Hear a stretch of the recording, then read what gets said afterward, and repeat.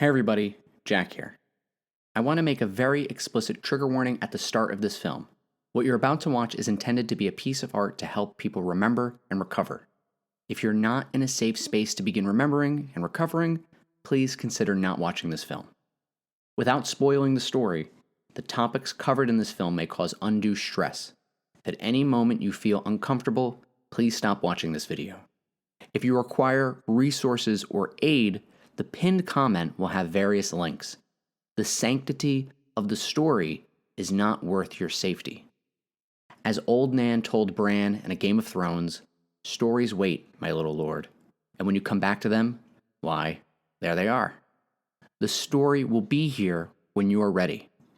With that said, I want to send out my heartfelt thanks to my mom, my dad, my sister, my wife Kristen, who helped me grow stronger, as well as her parents, and everyone else I've had the privilege of being part of their families.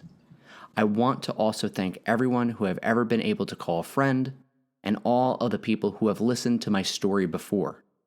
Lastly, I want to thank all of the unaware participants of this story: Luna, Luther, Murphy, and the Black Swordsman, who showed me that the path forward was not out, but through. Without further ado, please enjoy the show. You know, I've always taken as my mantra the William Faulkner's words in his Nobel Prize acceptance speech, where he said, the human heart in conflict with itself is the only thing worth writing about. The human heart in conflict with itself is the only thing worth writing about. Throughout all of human history, all around the world, whether drawn on the walls of caves, passed down through oral tradition, or written down to stand the test of time, we as a species have been telling and retelling each other stories. Stories that tell us where we come from, where we're going, stories that tell us of heroes and villains, of myths and monsters, love and war, laughter and pain, stories about ourselves, told to each other, and then told again. If our blood and our genes tell us what we are, our stories tell us who we are. Sometimes, the greatest gift you can give someone is listening to their story. As a game that centers around a world co-created by legendary game director Hidetaka Miyazaki and the fantasy author titan George R. R. Martin, Elden Ring is a lot of things, but most importantly, it is a story that lends itself to being told. The works of Martin and Miyazaki have both found a way to capture audiences with their use of environmental storytelling that build rich and complex fantasy worlds which are delicately interwoven into the tales of character drama that sometimes spans generations, all the while being the backdrops for otherworldly mysteries in a way that an entire culture and even industry has developed into retelling and sharing their stories. Forums, message boards, chat rooms, and hours upon hours of videos dedicated to analyzing, breaking down, and explaining their works forever and ever, even if nobody else is watching or listening. Most importantly, though, are people sharing what they think about these stories, what they mean, and what they're trying to tell us. That is something so uniquely human. Miyazaki and Martin tell their stories in very distinctive ways, not just respectively of each other, but even within their own spaces. George R. R. Martin is a meticulous writer who crafts his stories in a way that lends themselves to being rewarding rereads. A Song of Ice and Fire is a prime example of this. Each chapter is told from the point of view of one of the dozens of characters throughout the series, each of them with their own unique histories, perspectives, personalities, and stories. You cannot get the whole picture of what's going on just by reading the chapters of one of the characters, because each character only knows as much as they know. Seemingly insignificant details, repeated imagery, references, prophecies, and cryptic writing all tie together in telling the story. But it's up to the reader to piece things together between each of these perspectives to paint the full picture. It's up to us to figure out what it all means. The craftsmanship he uses to make sure that nothing is out of place, that everything fits into this fantasy world he has created, is a marvel to behold, though the wait for the last 2 books have been a long one because of it. Not all stories are about their endings, though, and the story that Martin has told so far, and shared with all of us, has done what he has set out to do, and more than he could ever imagine. Even if the story doesn't have an ending, I think it's one of the greatest stories ever told. Miyazaki's games are much the same way, in success and acclaim, but even so with how they tell their stories. Although video games require dozens to even hundreds of people to create, Miyazaki employs a method of control he calls total direction, where the designers are given a great amount of freedom, but Miyazaki gets a final say on all design choices. He will take a very direct approach in some design choices to make sure the story he wants told is present in game. In the Dark Souls Design Works interview, designer Daisuke Sataki tells how Miyazaki would go so far as to act out the hand movements for Gravelord Nito and the Ashen Maiden for the introduction cutscene to make sure they were perfect. The movement of these characters is so important to Miyazaki, that he will direct the action down to their fingers. While collaborative pieces of art, Miyazaki's games are firmly his vision. In his stories, the player character is always in control. The story is always told from their perspective, and the worlds they travel to are hostile and won't willingly share their secrets. Sometimes it isn't just the worlds these stories take place in, but the stories themselves. More so than any other piece of art I've seen is there a need for people to understand what is actually happening in Miyazaki's games. The opaque nature and how the games tell their stories make it so that reading their narratives can be almost as challenging as playing the games themselves. Information about these worlds and their histories are hidden in the descriptions of items and where those items are found, how the digital castles and statues are designed, and in between the lines of character dialogue. It's up to the player to act as a fantasy anthropologist to figure out how old something is in these worlds, what the purpose of the rituals and customs were, and what your character actually does with any of the fantasy MacGuffins they're set out to chase. Even the characters who exist in these worlds will actively mislead and sometimes lie directly to the player character. And generally, if one character says another character is lying, they're doing so for their own gain, and they may be withholding the truth themselves. But this is all up to the player to figure out. So the marriage of both Martin and Miyazaki was a match made in heaven. And it's no wonder why. Hidetaka Miyazaki has been a long-time fan of George R. R. Martin. Some of Martin's more obscure works like Fever Dream and Tough Voyaging can be found on the shelves next to Japanese manga such as Berserk and Devilman. One is a horror novel that takes place in New Orleans during the American slave trade that follows the conflict of two immortal vampires and delves deep into the nature of the evils of men.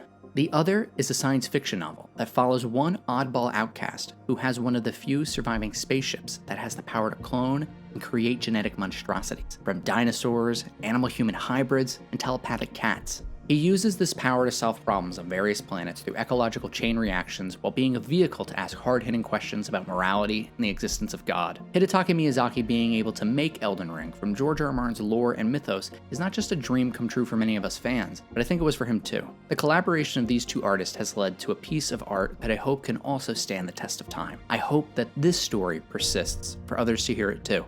When Martin was a kid growing up in Bayonne, New Jersey, the public housing he lived in wouldn't allow pets like cats or dogs, but they allowed things like turtles. He would tell stories of kings and queens, knights and dragons, how these turtles were plotting against each other, trying to take the throne or turtle shell. Martin has said in interviews that those turtles were the forerunners to a Game of Thrones, and most of the time you can find him wearing his signature turtle pin. Hidetaka Miyazaki also grew up poor, but on the other side of the world in Shizuoka, Japan. He loved reading, especially Western fantasy and science fiction novels. He wasn't completely fluent in reading English, so he would use the images in the books to fill in the gaps and essentially write his own story in his head. Many of his games mimic this experience by only giving the player enough information to be able to decide what is going on, but not enough for it to be completely clear. It's up to the audience to fill in the gaps and finish writing the story. These two aspects of both of their childhoods will go on to be foundational in how they write their stories. With Elden Ring, that marriage is complete, and to prove it, nods to both Martin and Miyazaki can be found in the Church of Vows, the wise old turtle who shares most of the history of the world, and reveals the stories of how the wars of these lands led to one king marrying one queen just to leave her for another queen. Behind him is a statue which harbors a secret. This statue is the only one of its kind in Elden Ring, but she shows her face in Miyazaki's previous games. Only a superfan of both Martin and Miyazaki would know that Muriel is a reference to those dime store turtles in New Jersey, and that this statue isn't depicting Queen Marika the Eternal, but Keitha, goddess of tears, the false name for one feared by gods and worshipped by the undead. Velka, goddess of sin. For each sin, there is a punishment, and it is the task of goddess Velka to define the sin and mete out the punishment. The invisible hand that hovered over Lordran, which brought dark wings, dark words, and a dark world. This is why we retell these stories. When I retell the story of Elden Ring, I like to focus on the themes of remembering, mourning, and healing. And I do that by telling the story of these things. The formless life forms known as Silver Tears. They're creatures of mimicry. They're shapeshifters, changeling, doppelgangers, skinwalkers. Their names are lies. The faces they wear are not their own. They are no one. But they're not nothing. And I love them. I love them so much, I don't even know how to put it into words. In Elden Ring, you can find them imitating almost anything and everything. Plants, animals, mushrooms, men, monsters, gods, and even fire. They're hidden in plain sight. They're in places you would least expect, and they can look just like you or me. The only way to tell the story of these tears the only way to reveal these creatures of mimicry, we first have to tell the story of what they're trying to imitate. Elden Ring is a long story. Some say it's the never-ending story. Its world is built with the same depth and complexity of Westeros, but dilapidated and decaying like Lordran. It's a story that requires the careful reading of every line of text, the inspection of almost every decaying castle, a full reading of George R. R. Martin's entire catalog, a complete understanding of every one of Miyazaki's games, multiple playthroughs, again and again, just to understand what exactly is going on. And yet, it doesn't require any of that. All it really takes is as much as you want it to. These tears have been here the whole time. They'll still be here if you see them or not. It's your choice to look. Roughly a third of the way through the game, your character will have to face off with one of these silver tears.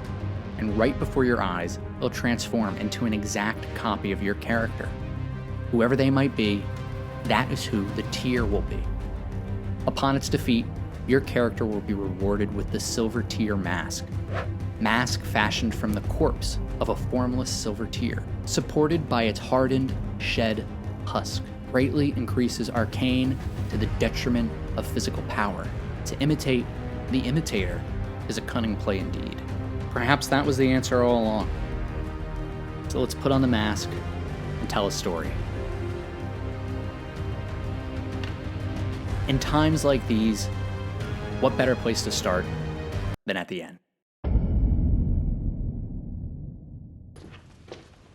What's this? A Song of Ice and Fire. Archmaester Ebro's history of the wars following the death of King Robert. I helped him with the title. At the very end of Elden Ring, after felling the last of the fire giants, after the flame of ruin is fed its kindling, and the Erd Tree is burned, the Tarnished of no renown is transported to the ancient royal city of Farum Azula, which has been slowly crumbling since time immemorial to unleash the rune of death.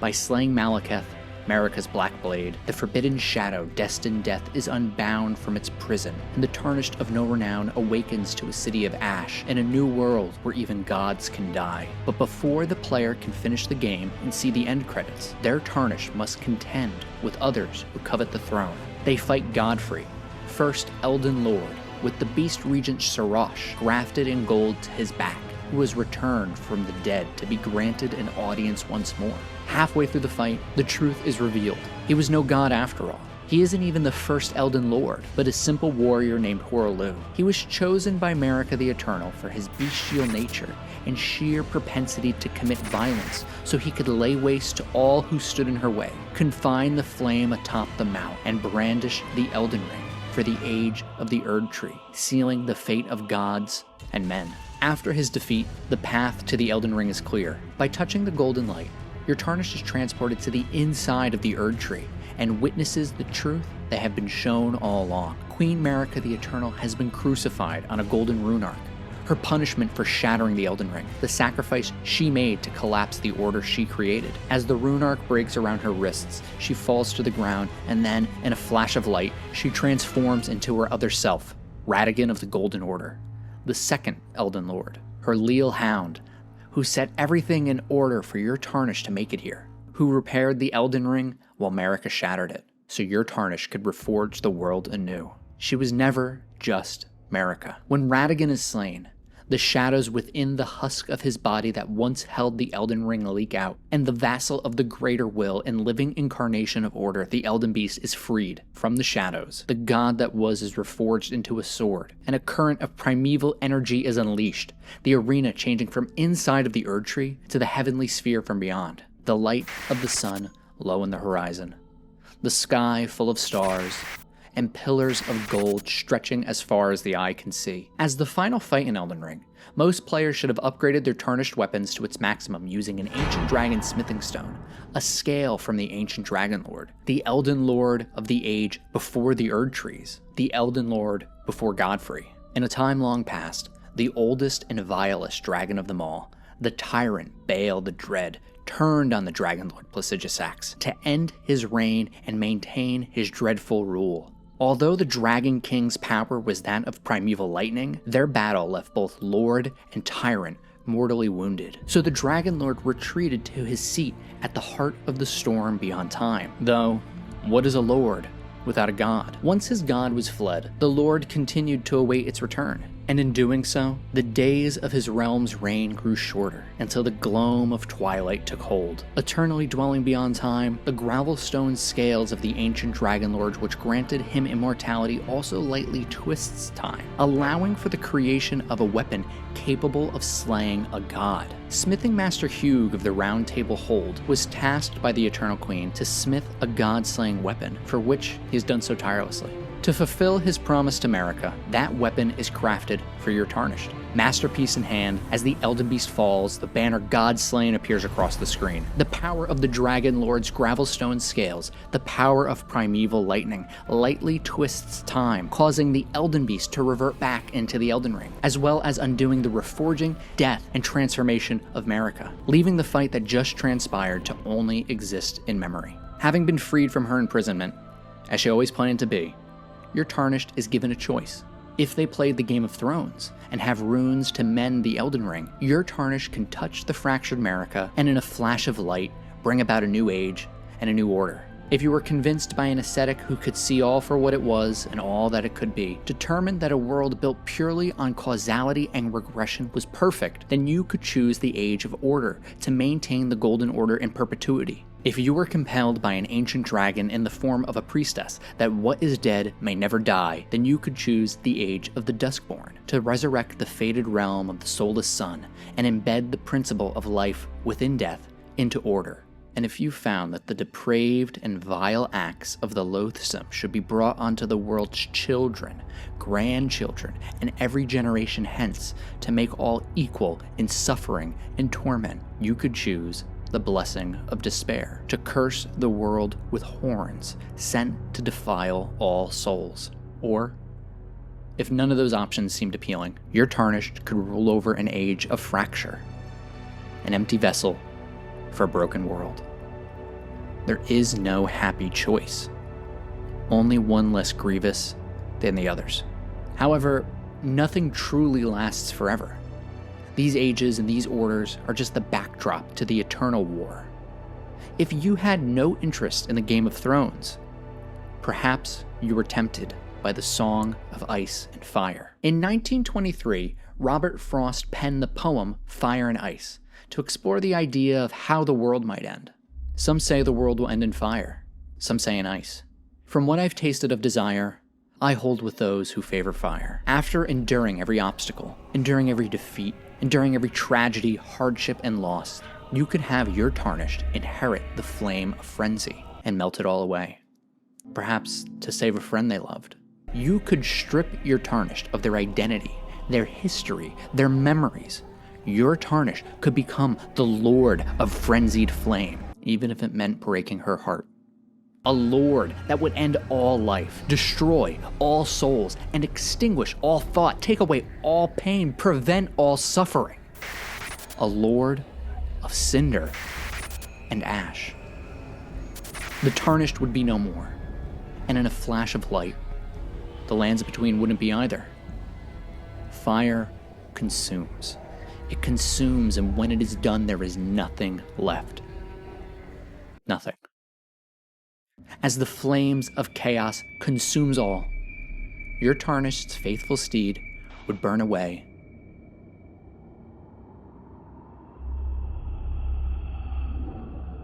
into nothing. And Melina, having learned who she was, would peer into your eyes with a vortex of dusk, regret, and wrath. Perhaps, even after your crimes, there will be repose for your soul. But if I had to perish twice, I think I know enough of hate to say that for destruction ice is also great and would suffice. Long ago, the Nox invoked the ire of the greater will and were banished deep underground. Now they live under a false night sky, in eternal anticipation of their liege, of their coming age of stars, and their lord of night.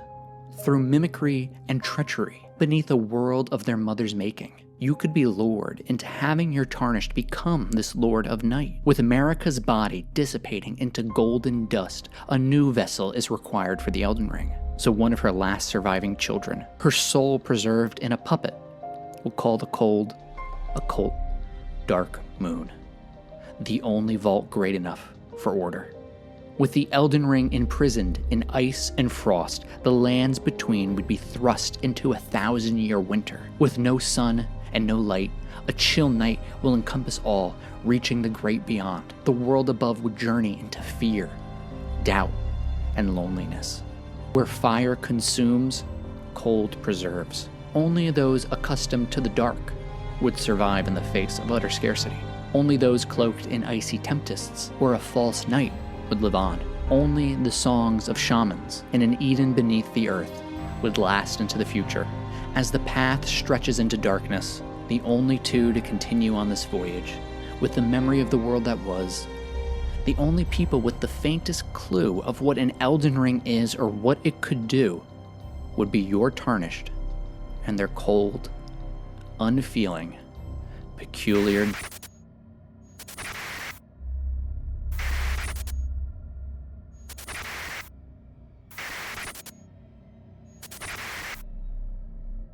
Dal, forever and ever. All else would be sacrifices for the winds of winter. No happy choices and no happy endings. Then, one last choice. Begin Journey 2?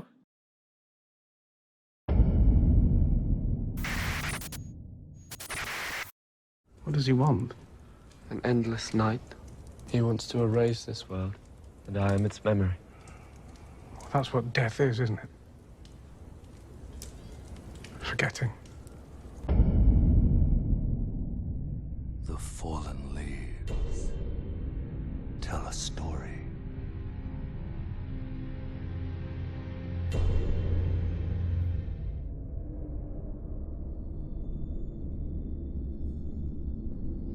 And one other, whom grace would again bless.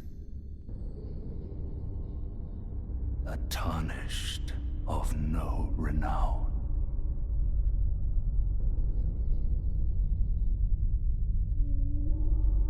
Cross the fog to the lands between. In solitude, the Black Swordsman stood. To stand before the Elden Ring. And become the Elden Lord.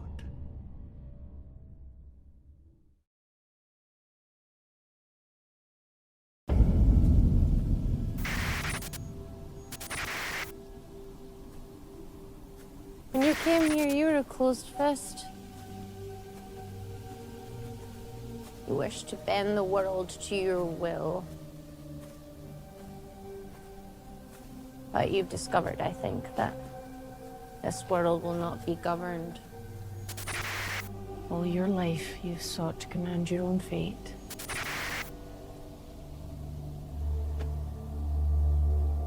But today you are ready. It's all a story.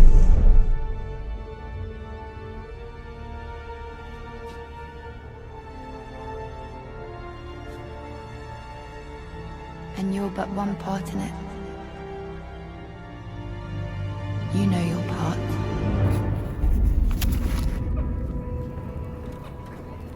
Okay. Testing 1, 2, 3, thing. You know what you must do. Syncing on clap, 1, 2, 3.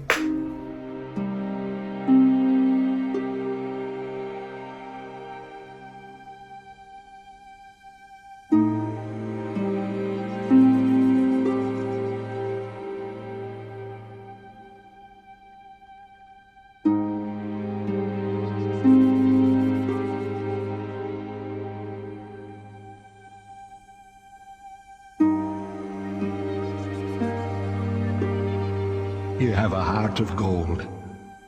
Don't let them take it from you. From Miquella's Great Rune, we learn that Miquella set off for the tower enshrouded by shadow.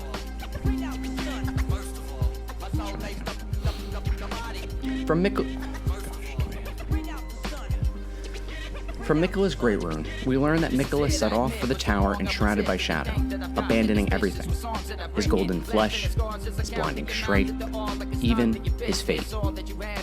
All in an effort to bury the original sin, to embrace the whole of it, and be reborn as a new god. While the Japanese version translates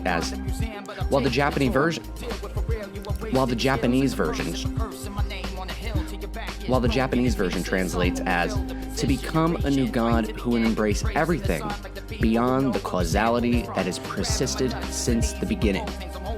Enya the Finger Reader says that the rune of death is the forbidden shadow, plucked from the Golden Order upon its creation, while Golden Order fundamentalists describe the Golden Order through the powers of regression and causality. Simply put, causality is the relationship where one event causes another, while regression is the method to understand what that relationship is by looking backwards through the cause-effect chain.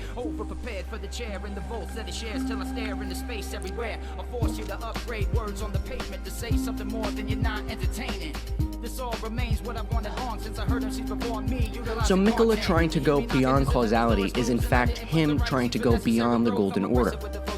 That the creation of the Golden Order, the removal of the rune of death, is Marika's original sin. By defeating Moog and finding Miquella's withered body, the All-Knowing will teach your Tarnished the law of causality. When casts, it manifests a small ring of causality with that. When casts, it manifests a small ring of causality within that. When casts, it manifests a small ring of causality within that allows the caster to automatically retaliate upon receiving a certain number of blows. A sort of karmic justice. For each sin, there is a punishment. As one of the key fundamentals, it is the pole between meanings, that which links all things in a chain of relation.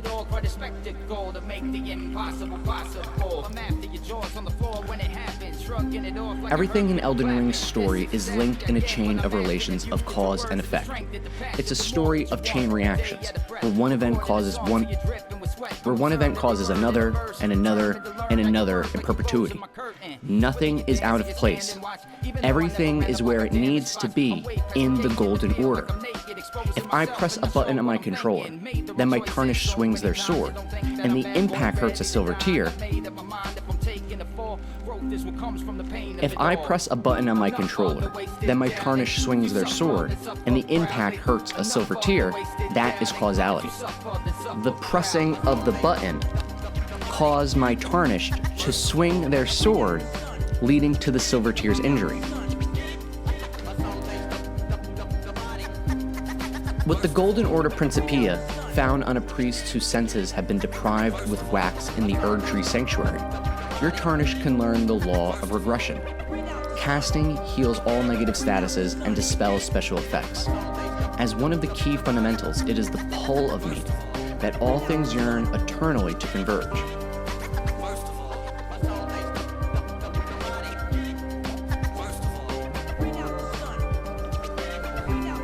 If there was a silver tear missing some of its health, we could use regression to determine that it was a sword swing from the pressing of a button that caused the silver tear to be injured. By returning something to a former or its original state, by looking backwards in the chain of relations, we can determine what the causality is. I want you to imagine causality and regression in the context of Elden Ring as a double helix spiral. Each strand of the spiral is its own unique chain of events occurring separately but across from the other. This is the causality. Every so often, the chain of events intersects. This is the pole of meaning. All things yearning eternally to converge. Then, they go off into separate directions just to converge again and again. All things linked in a chain of relations. All things yearning eternally to converge. Causality and regression hold each other accountable and allow for a story this complex to make sense and be orderly. And with this visualization, we can begin to understand why the histories of the lands between repeat itself with the instances such as the Shaman Village and Jarburg, the Drake Knights and the Tarnished, Beastmen using the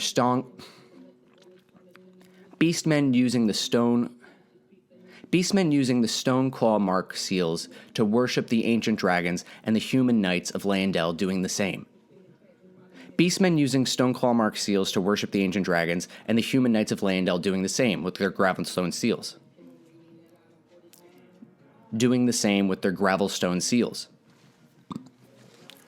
One queen with her sweetings, and the other with her godskins. The history left in the shadows come to haunt us, even in the light. Everything coming together at one point, to then go off to affect everything else in the chain from that point forward, just to come back round again. Think of events like the Night of the Black Knives as being one of these intersecting points. So many different characters and groups with varying motivations come together at one single point in time to affect everything else from that point forward. How all that came before led to all that would come after. The trick, and this is the hard part, is making sure each link in the chain is in the correct order, or more precisely, in the golden order. Nothing can be out of place for the golden order to work, but with enough time, resources, and comprehensive models, causality and regression could be used to mathematically predict the future and reconstruct past events with great precision. It could even predict how everything in the universe led to this moment right here. Me looking directly into my camera, and you looking back. The astrologer set explains that the astrologers read fate in the stars, but alas, the night sky no longer cradles fate, and the telescope, an astrology tool used by the Carian royal family, says how the fate once writ. Ooh, I'm tired. Oh.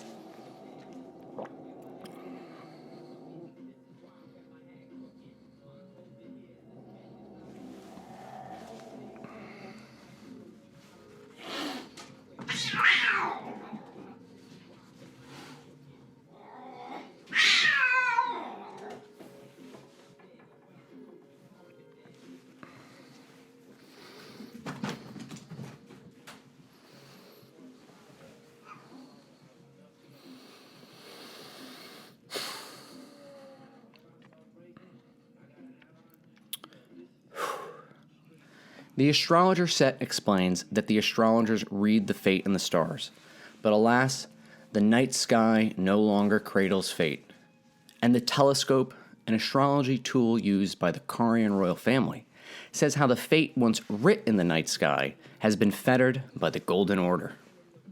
For when a golden star bit the earth, the chains of fate became terrestrial.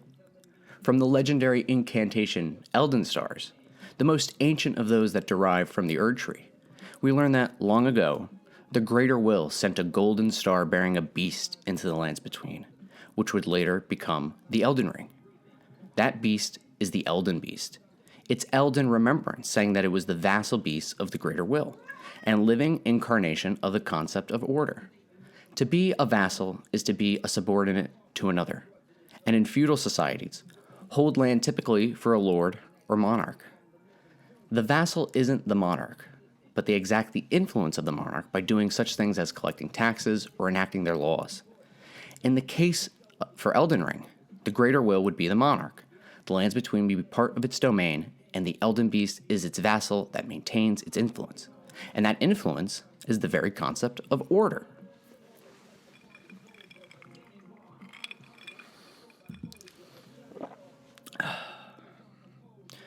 The Elden Ring controls the nature of the world, and it's supposed to do so at the behest of the Greater Will. But if someone were to control the Elden Ring, then they would be able to hijack that power. They would be able to become a god. What would you do if you had that power? How would you try to change the world? Do you think it would actually work? What would your order look like? Christians, Jews, and Muslims all believe that their God gave man Christians, Jews, and Muslims all believe that their God gave man perfection in the Garden of Eden.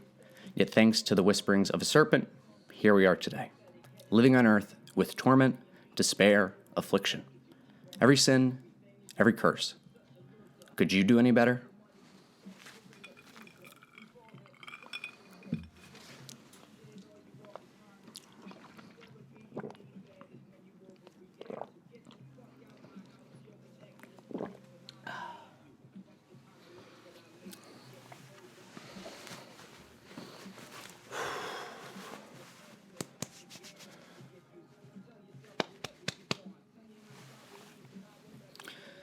Much like Elden Ring is a video game made up of computer code, the Elden Ring itself is made up of runes, which in the real world are characters from the various alphabets used by ancient Germanic languages. They were used for general writing and magical purposes, particularly divination, the practice of seeking insight into the future. This means that the Elden Ring is literally made up of the words of the story. By being able to read the runes, characters within the story could learn their fates and the fates of others. And by changing the runes of the Elden Ring, the fates of the characters, the world, and the order of the story would also change.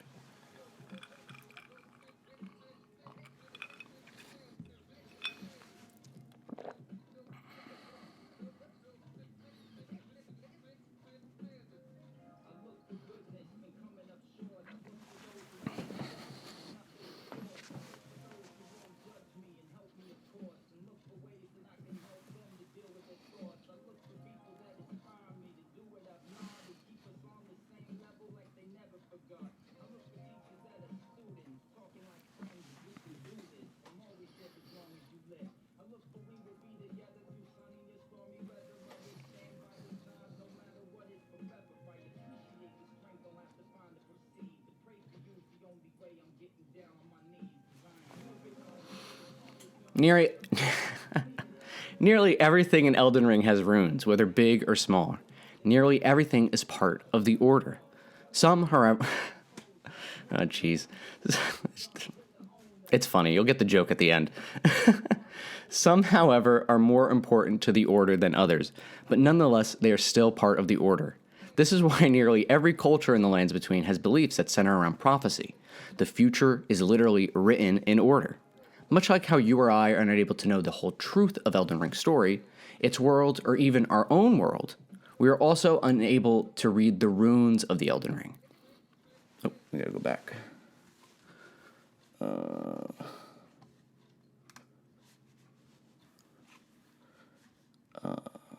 Where was I?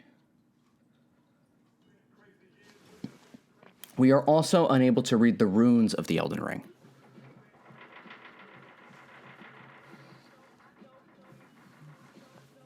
Nearly everything in Elden Ring has runes. Whether big or small, nearly everything is part of the order. Some, however, are more important to the order than others, but nonetheless they are still part of the order. This is why nearly every culture in the lands between has beliefs that center around prophecy. The future is literally written in order. Much like how you or I are unable to know the whole truth of Elden Ring's story, its world, or even our own world, we are also unable to read the runes of the Elden Ring. But we can translate their meaning and what part of the order they dictate based on what they look like and who they are associated with. We can use our intelligence to reason out their purpose.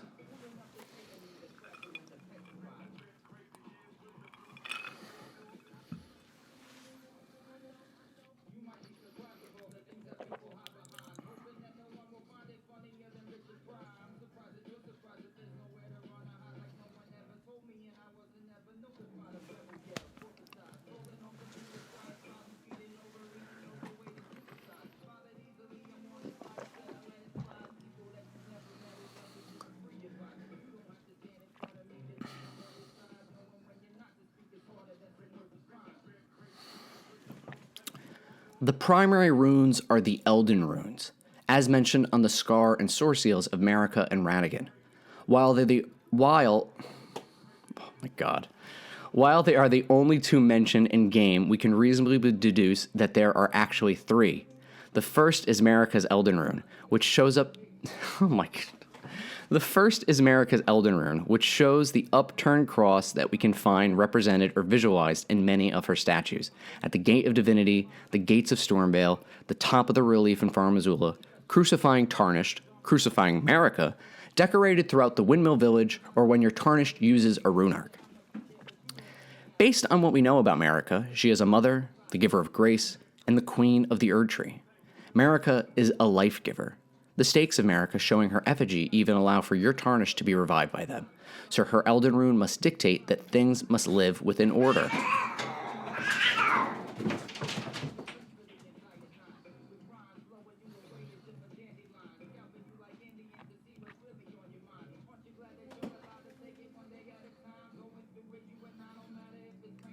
Without the characters of Elden Ring being given life by order, then there is no story. That is what makes it an Elden Rune, because it is foundational to the Elden Ring. Without it, there is no game called Elden Ring.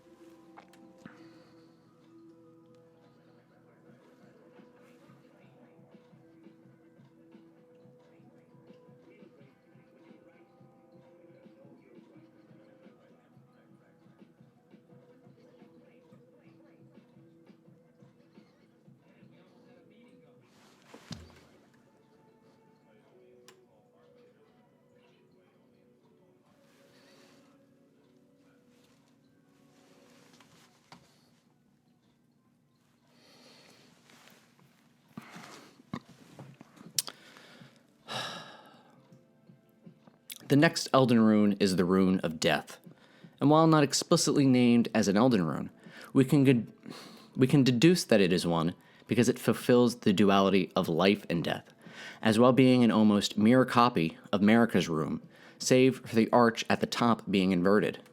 If it were part of the Elden Ring, then it would dictate the destined deaths within order, where characters are supposed to die. Death is the one great equalizer, and in most stories, it is a finality. All things that live must die. Nothing can last forever. It is the ultimate consequence. A person's life is the most precious thing. We only have one life to live, so we best make it count. With the removal of the Rune of Death, people with any grace, those who are part of the Order, cannot die their destined deaths, particularly Marika's children. Their stories can never end. The search for immortality and the fight against death itself is a tale that we as humans have been telling since the beginning. One of the first works of literature, the Epic of Gilgamesh from ancient Mesopotamia, written nearly 5,000 years ago, is about a hero god who is in search for immortality, and how this search changes him and the world. Not only is their reputation in the Golden Order, but so too in the stories that it mimics.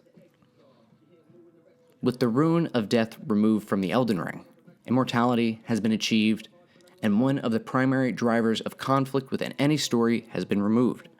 For the story to make sense, for the Order to work, something needs to take its place.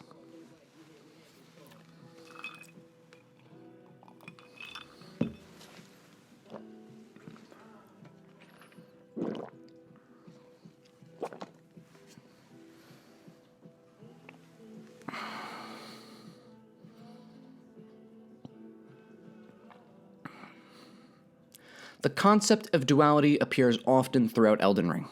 It is the idea that two complementary or opposing aspects within a single concept, system, or phenomenon can exist or depend on each other, emphasizing the interconnection and interplay between dual aspects rather than treating them as wholly separate.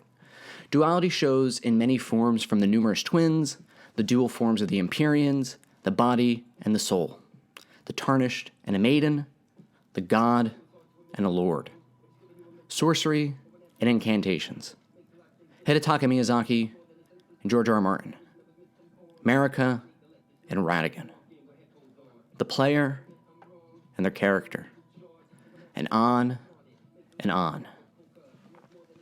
With the removal of the Rune of Death from the Elden Ring, the duality is upended. While we can't know what the lands between would look like with just Marika's Elden Rune, we do know what replaced destined death.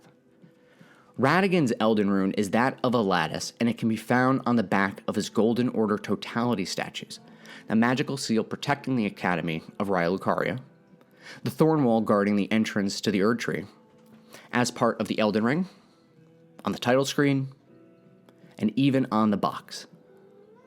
Oh, and on the masks of the Lucarian preceptors, to make it clear that their matter should be completely private. Almost like taking a vow of silence. Secret rite of the black-haired witch Velka prevents casting of magic within effect area. Velka, the goddess of sin, is a rogue deity, but she is versed in arts both new and old, and is considered to have a great range and influence, even as gods are concerned. In gardening, a lattice can be used to create a trellis to support climbing plants like beans or squash, which is apt for a story co-written by George R. R. Martin, who describes his writing style as gardening. The gardeners dig a hole, drop in a seed, and water it. They kind of know what that seed is. They know if they planted a fantasy seed or a mystery seed or whatever. But as the plant comes up and they water it, they don't know how many branches it's going to have. They find out as it grows. Ratigan's Elden Rune could also be described as a cross-stitch, and we learn from the gold sewing needle and the golden tailoring tools that Ratigan was a caring father who would create the clothes for his children. The passion for needlework is something he would pass down to his son.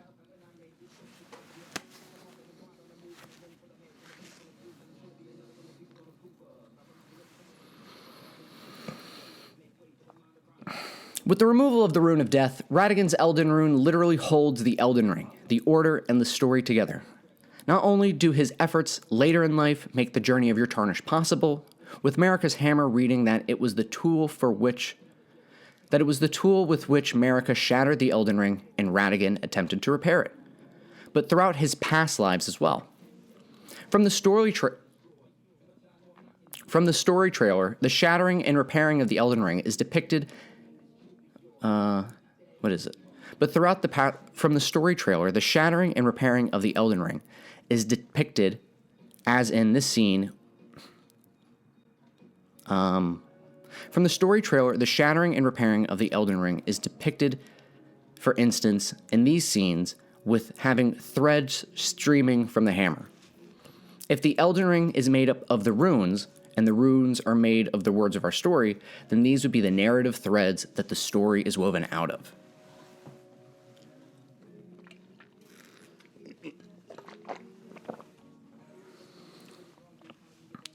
The tailoring tools in Ratigan's cross-stitch pattern start to become very important with this perspective. His efforts to repair the Elden Ring are his efforts to make sure the order of the story makes sense. Without Ratigan and his Elden Rune, the entirety of Elden Ring falls apart. It does not exist without him. Under this light, the shadow of the Erd Tree story starts to make more sense. Marika is pulling narrative threads from this swaddling cloth and perhaps removing some plots from the story. Some characters, some locations, some events being removed and hidden in shadow. some children being abandoned and forgotten. Ring of Sacrifice. This mystical ring was created in sacrificial rite of Velka, the goddess of sin. Its wearer will lose nothing upon death, but the ring itself breaks. A sacrifice is only worth as much as the life it spares. If you thought Elden Ring didn't make sense, that was on purpose. That is part of the story. Much like Elden Ring is shattered, the lore and the story of the game Elden Ring is also shattered. Just as Radigan attempted to mend the Elden Ring and restore it the best he could, weaving the threads and deciphering the runes, so too must we as the audience undertake a similar endeavor. The lore is disjointed, the story is given out of order and appears nonsensical, leaving us with the responsibility of taking agency in this world and imbuing it with meaning. Only because we care about the present do we try to make sense of the past, and hopefully take those memories into the future, even if it does violate the Golden Order. Much like how causality and regression separately might not seem important, together they make up the fundamentals of the Golden Order. These seemingly opposing forces actually keep each other in check and could be seen from a non-duality perspective. Non-duality is another concept that Elden Ring plays with. It is a philosophy that emphasizes the interconnectedness of all things and the absence of fundamental separation in existence. It essentially means not two. Radigan is Marika after all. Without Marika shattering the Elden Ring, Radigan would not be able to repair it. If Radigan didn't repair the Elden Ring, then all of Order would be shattered completely, and there would be no story. The Shattering War would never occur. The Tarnished would never return. Your Tarnished would never fulfill the prophecies. Mikola would never become a god, and you would never see his memory. This is why the revelation that Radigan is Marika is so important. While it may look like they're in opposition with one another, their efforts should be seen as the work of one person who is two. It isn't just Marika shattering the Elden Ring so Radigan had to repair it. It's Marika shattered the Elden Ring so Radigan could repair it. To a blacksmith, the act of destroying something just to repair it is the process of reforging, to take what was and make it something new. The art of smithing is said to have originated among the giants. In the ancient times, smithing was a divine act. It was all part of the plan. No piece is out of place. Thou art yet to become me. Thou art yet to become a god.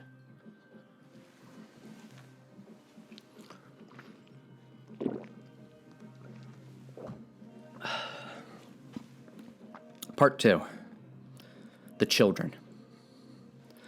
The rune of death goes by two names, the other being destined death, and controls the fated deaths that the characters in the story must die. So its removal is the first link in the causal chain of relations. It is the first domino to fall in the Golden Order. Everything afterwards is because of the cause-effect relationship of that moment. Essentially, this is the first instance of causality, making it the starting point for the Golden Order of events, the sacred timeline of our story. When Marika removed the Rune of Death from the Elden Ring, she sealed the fates of the lands between. Thanks to regression, all things yearn eternally to converge. Towards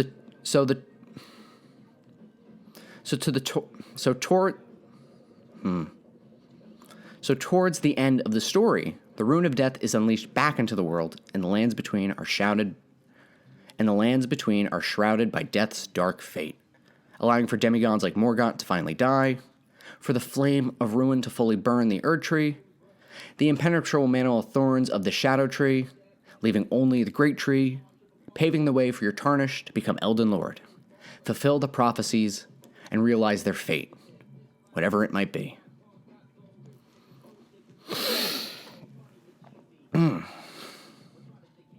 Okay.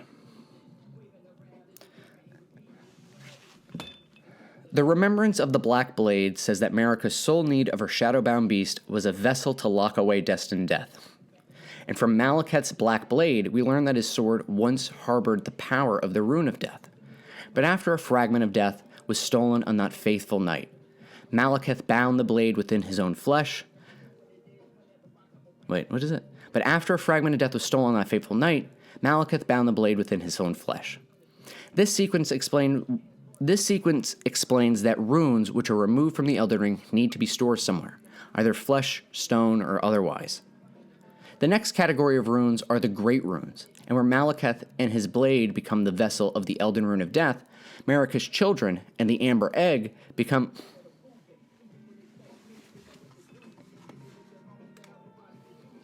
The next category of runes are the Great Runes, and where Malekith and his blade become the vessel for the Elden Rune of Death, Marika's children and the Amber Egg become vessels for the Great Runes. Their pieces of Elden Ring granted them curses, blessings, and their fates. From that of a giant stature and a passion for battle that burns from within, or serpentine lust and ambitious hunger that cannot be sated, to aspects of the crucible and accursed blood, one looking for love from without, and the other finding love from within, as well as rotted blood, but also an indomitable spirit of resistance to fight it. The children of Marika who inherited Great Runes inherited a piece of order. If the stars command our fates, then amber-hued stars must command the fates of the gods.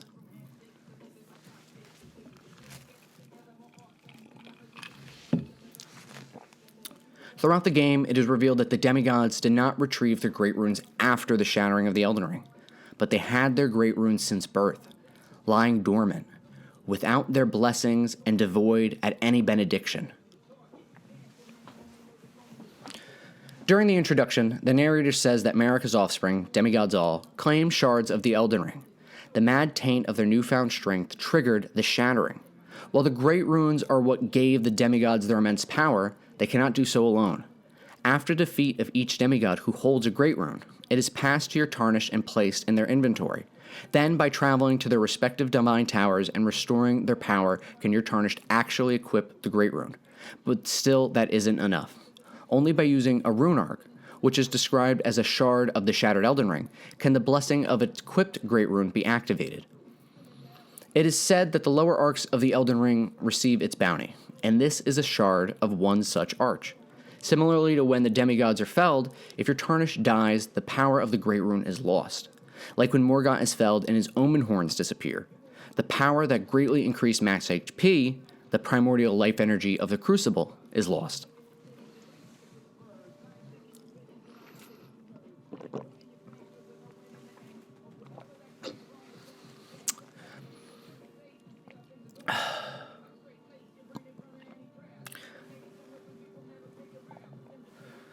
Or when Miquella is found in his cocoon, with his bewitching Great Rune in the Land of Shadow. The body he left behind is free from the curse of eternal youth and can age and grow.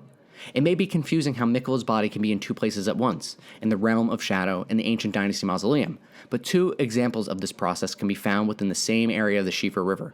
As above, so below. Two hollow-horn grounds can be found with the bodies of ancestral spirits, who are revered and worshipped by the shamans. The remembrance of the regal ancestor spirit reading that ancestral spirits exists as a phenomenon beyond the purview of the Erd Tree. Life sprouts from death, as it does from birth. Such is the way of living. After lighting all the obelisks in their respective areas, power gathers, and touching the remains transports your tarnished someplace else where they can face the corporeal manifestation of the spirit. Although a spirit, it could still bleed, it could still rot, it could still die. And it can exist in two places at once. So the Great Runes are tied to the blessings and cursings that each of the demigods have. They are the pieces of order that dictate concepts such as things should burn with fire, or things should decay with rot. And by removing their Great Runes from the bodies of the demigods, their piece of order, their fates, are severed. The language used around Great Runes is also incredibly important, that the demigods inherited them. Upon the cliff in Castle Stormvale is a Shardbearer, a demigod who inherited a fragment of the shattered Elden Ring. Each Great Rune tells of the demigod's lineage, of who their parents are, about their bloodlines. Radahn and Reichardt's Great Runes say that they're both amongst the children of Renal and Radagon. Malenia's Great Rune says that she is the daughter to Queen Marika and Radagon. Morgoth's Great Rune goes as far to say that only is the anchor rune that houses... I misread that. Morgoth's Great Rune goes as far to say that only it is the anchor ring that houses the base, but that it proves that he was born of the golden lineage. And Mohg's Great Rune says that since him and Morgoth are twin brothers, their Great Runes are naturally similar. Though the trueborn sons of Godfrey, the legitimate heirs to the golden lineage, they were hidden underground to hide the truth that accursed blood ran through the veins of the Elden Lord, that his status of demigod was a sham, and he may have been no different than a horn scent. To protect his own legitimacy, his children needed to be left in the dark, damp, lonely, shunning grounds, hated and reviled, chained and bound to the earth, haunted by nightmares, haunted by the pain and fear that no child should have to endure. Please don't hate me or curse me. Please. Bodily pain, shame, self-hatred, a desire to end it all but not being able to, the curse of eternity, the burden of divinity. To endure was in their blood, so endure they did.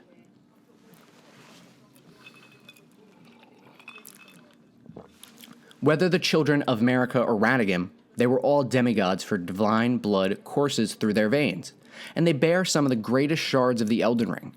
The only Great Rune that doesn't use this type of language is Godric's Great Rune. Instead it reads, a Great Rune of a shard bearer, Godric. Its blessing raises all attributes. This Great Rune This Great Rune is known as the Anchor Rune. This Great Rune is known as the Anchor Ring, found in the center of the Elden Ring. The first demigods were the Elden Lord Godfrey and his offspring, the Golden Lineage. The language here is tricky.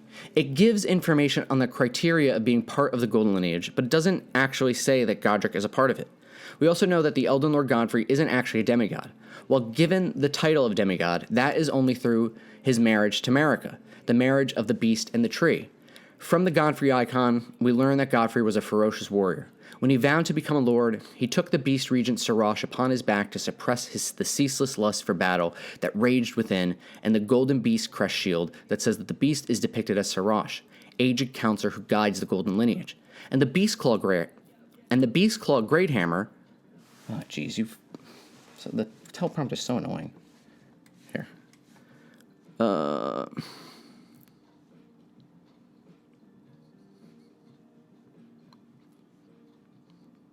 And the Beast Claw Great Hammer, which is acquired by Geraint in the Bestial Sanctum close to Far Missoula. It states that the black nails protruding from the golden fur are said to represent Sirach, Lord of Beasts, who went on to become King Godfrey's regent. So Godfrey's symbol of the beast all stem from the royalty of Sirach with his golden fur. Tying together items like the Highland attire, Gloried attire, the Elden Lord armor, the Highlander axe, and the axe talismans, and the Roar of Regulia, we are painted the picture of a barbarian king with no ability to govern, whose bestial nature only made him a tool for killing. By taking Sirach, the Lord of Beasts, as his regent, Godfrey now had status, he had symbols, and he had legitimacy.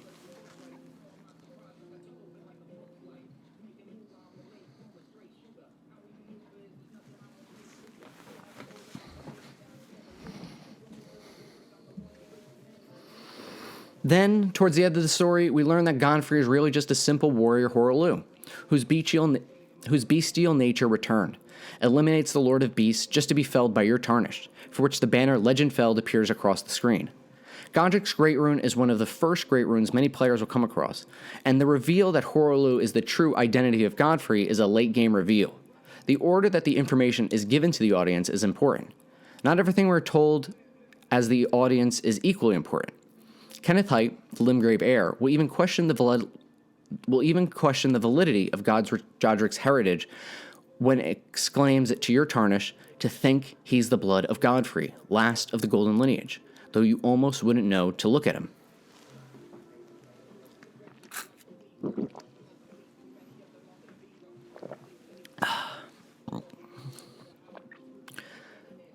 To think he's the blood of Godfrey, last of the golden lineage, though you almost wouldn't know to look at it.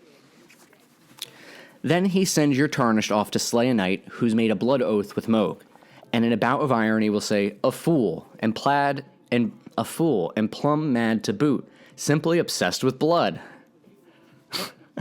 Are you making fun of me? Is this script making fun of me?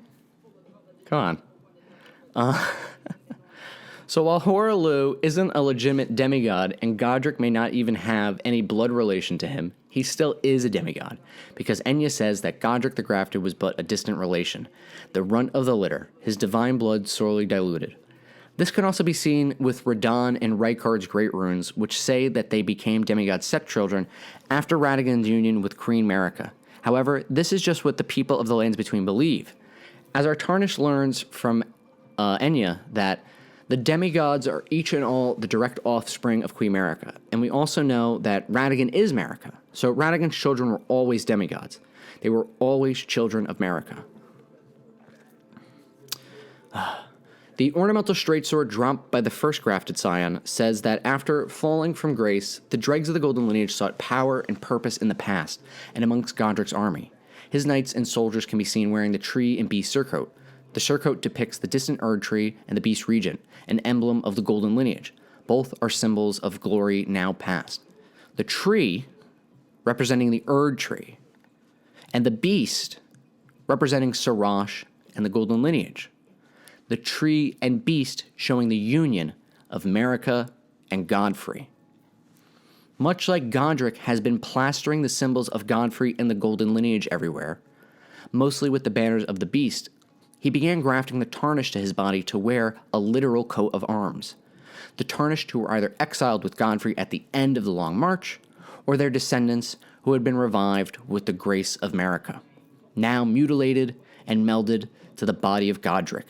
Their grace creating what appears to be a fickle mass of grafted gold that we can call Godric's Great Rune. Godric also grafts a dragon to his arm, and when introduced to him, he addresses it as a mighty dragon, thou art a true-born heir. However, in Shadow of the Erd Tree, your Tarnished learns that the ancient dragon priestess Florisax brought dragon communion, the act of consuming the hearts of dragons, to the world to quell Baal the Dread's bloodline, the Drakes, and the dragon communion grease made from sharp gravelstone, scales of ancient dragons that has supped on the blood of lesser dragons, was a tool used by the old dragon communion warriors who were the agents of the ancient dragon's hatred for their lowborn descendants. While Godric is trying to claim his place as the lord of all that is golden, he cannot prove his lineage to Godfrey. I'm getting dry mouth.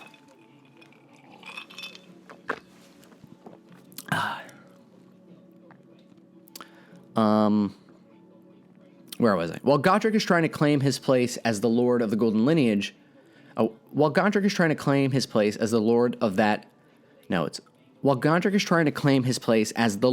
of all that is golden, he cannot prove his lineage to Godfrey, and Godfrey isn't even the true first Elden Lord. I hope that all makes sense. I'm not redoing any of this. We're going all in one, so it's been long enough. He then allies himself with ancient dragon-worshipping banished knights who participate in dragon communion, but then grafts a low-born drake to his body and dubs it a true-born heir. Florisax says that Baal is the oldest, vilest dragon of them all, and multiple characters and items call Baal a tyrant, indicating that he had some rule or leadership and that he is older than the dragon lord Placidusax. Godric's struggle is one of identity. Knowing where he comes from and what his place is in the world is almost impossible to narrow down. There is no definitive answer on where exactly his lineage lies, and because of this, he is outcasted, abandoned, and dejected.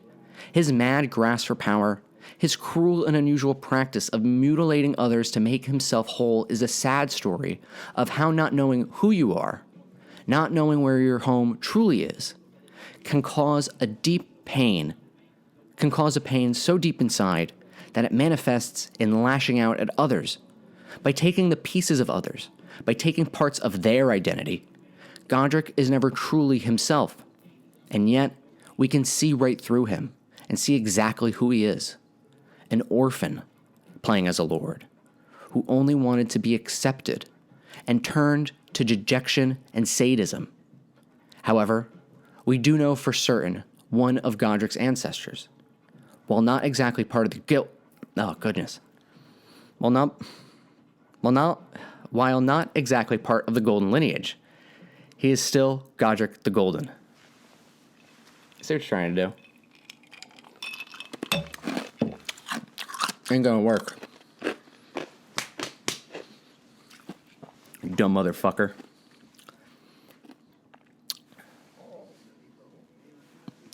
The last three demigods either never had great runes that are tarnished never gets to see, or are tied to great runes of the unborn, making determining their parentage more difficult. Mesmer, who has the abyssal serpent shorn of light and a seal of grace that it can.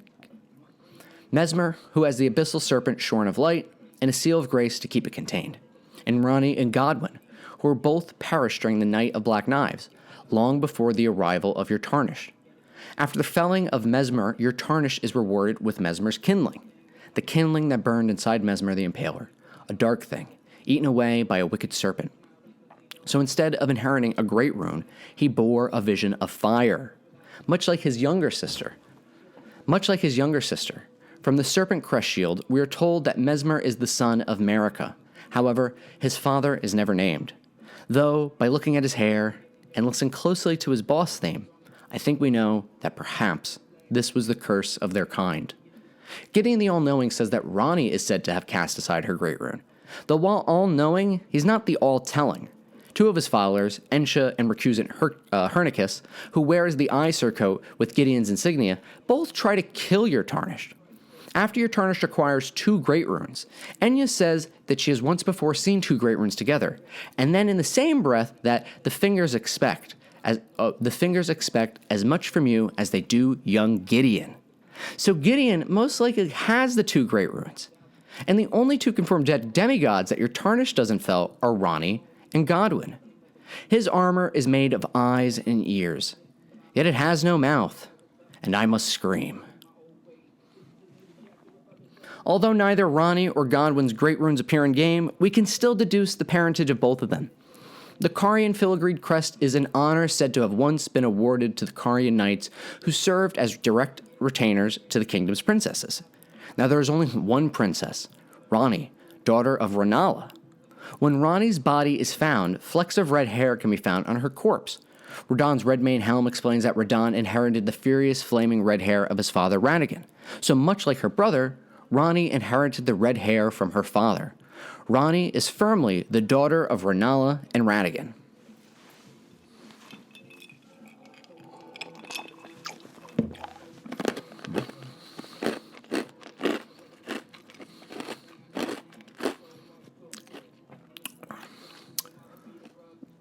Godwin is much like his descendant Godric. Nowhere in game does it say he is part of the Golden lineage. He is only assumed to be part of the Golden lineage because his name is Godwin the Golden. But as we know, names can be changed and were made to fool others. Godfrey is really named Horaloo. He was never named Godfrey the Golden. And we can't confirm the true color of his hair to begin with. And Mikola is the true golden child. Mikola is the true golden child, after all. The Prince of Death's Sis names Godwin a scion of the Golden Bough and first of the dead among the demigods, as does the crone in the Deep-Root Depths. A scion is defined as a young shoot or twig of a plant, especially one cut for grafting or rooting, or a descendant of a notable family. And a bough is the main branch of the tree. So Godwin is firmly a demigod, a child of Marika, and scion of the Golden Bough could be translated to the descendant of the main golden tree branch. From the tree in Beast Circo, we learn that the tree represents the Erd tree, and the beast depicts Siraj, aged counselor and emblem of the golden lineage. From the Death Knight helmet, we learn that the decayed golden wheel that adorns it represents their unbroken loyalty to Godwin. This imagery looks more like the sun than it does a beast or a tree. So while Godwin's mother is firmly Marika, his father isn't so clear. With Godwin's relationship to the ancient dragon Fortisax, his founding of the ancient dragon cult, the banished knights of Castle Sol and Stormvale Castle interested in his arrival, the banished knights at Castle Sol and the banished knights at Castle Sol and Stormvale Castle interested in his revival, As well as the adoration and love shown by Fortisax's human form, I think his father was a dragon from during the reign of the Sun Realm. A statue of him can be found at Stormcaller Church, his tears amongst the gravelstone. As for the great rune of the unborn, what is unborn if not created? Their soulless bodies resting in prowling mausoleums, black flame burning from within, and all embraced by the gloam-eyed queen, Marika's unwanted children.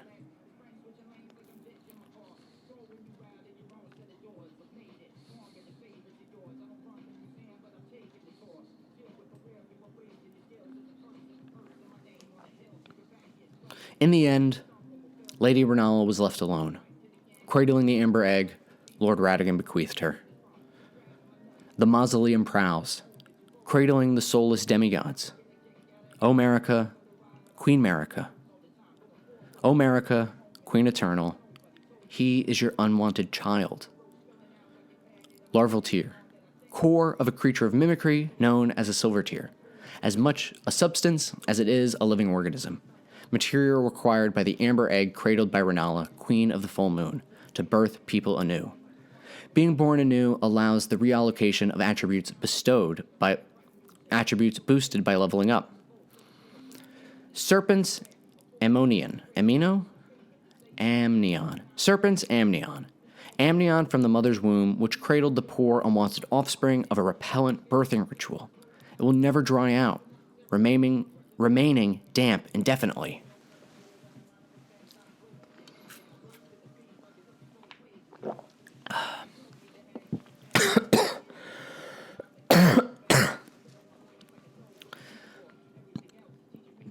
Godskin swaddling cloth, sacred cloth of the Godskin apostles, made from supple skins sewn together.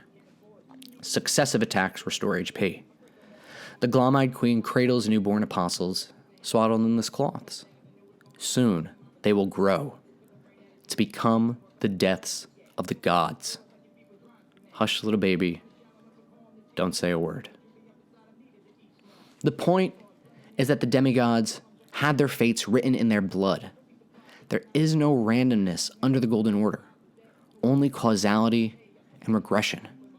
If our genes tell us what we are, and our stories tell us who we are, then these characters, their flaws, their accomplishments, their pain, their passions, their anguish, all of it was planned from the start. These children never had a chance, amounting only to sacrifices. Part 3. The Sun Realm. It's important to note that in Elden Ring, the Order is different than the Ages, though there is some overlap. While Godfrey was the Elden Lord during the Age of the Erd Tree, Gowry explains to your Tarnished that Radagon was the Elden Lord during the Age of the Elden Ring. While both of these Elden Lords preside over their own age, they still operate under the Golden Order.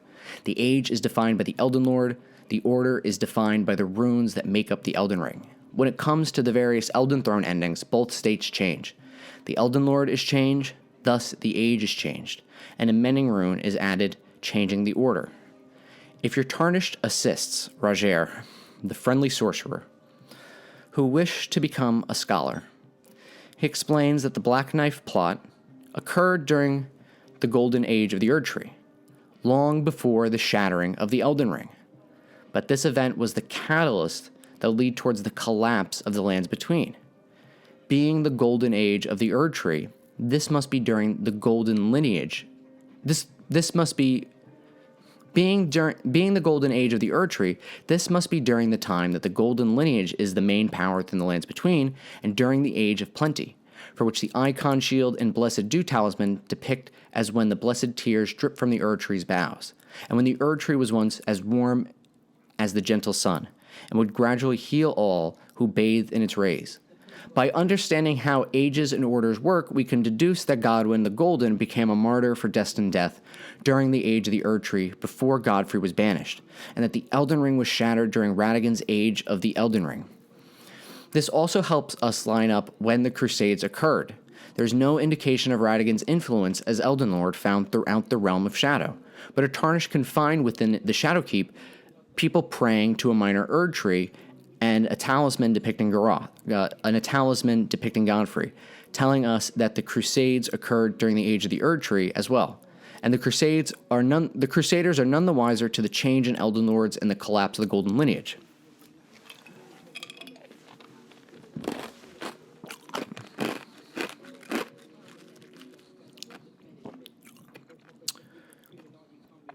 Rajier has spent many an hour scouring the archives for knowledge of that fateful plot. He tells your Tarnish that the world has grown crooked, and if you intend to put it to rights, you'd better understand what happened to make it this way. Rajier's traveling attire is graced with an intrinsic aristocratic decoration, giving us an idea that he must have come from a family who had a decent amount of wealth, especially considering the ornamentation of his rapier. Decent enough that he could spend his time investigating the Knight of the Black Knives, though his pointed hat is a sign of heretical practitioners, similar to that of Renna the Witch and the Mad Tongue Alberich, as it allows one to hide their gaze from others beneath their wide brims. Rajier spent his entire life behaving with utter detachment. No one noticed the anger, grief, regret, or fear that existed along with it. How could they? He was always so friendly and studious, educated and active. He grew up well off and without want. His interest in the history of the fantastical world only seemed like a hobby of a bright and intelligent young man with his whole future ahead of him. Why would anyone think something was wrong? No one saw the signs, and no one cared to ask. And now he is dead. In death, there is only peace, for in death, there can be no sensation. The Golden Order was created by removing the rune of death from the Elden Ring in an unnamed age long before the age of the Erd Tree, and before Horlu became Godfrey, the first Elden Lord. The Radiant Gold Mask, for which the Golden Order Fundamentalist Gold Mask gets his name, is designed to resemble a blazing golden halo. The Golden Order Fundamentalist spells are either Rings of Light or Discuses of Light, which fly forward and then return to their starting positions, much like the sun flies through the sky, sets in the evening only to return in the morning. After the Erd Tree is burned, your Tarnish can change the order with mending runes that appear in the shape of the sun. Gold Mask rune looks like a perfect golden sun.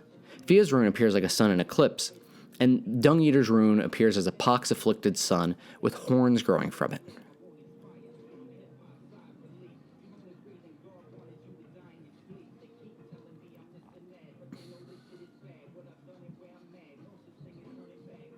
While Gold Mask wears a mask that appears as the sun, Fia has golden blonde hair hidden under a black veil, and the Dung Eater wears a literal sun medallion around his neck.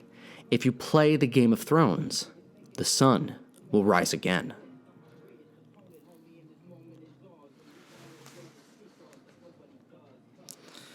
I'm not making this up. You saw it happen. The screensaver came on. Oh my god, and that's...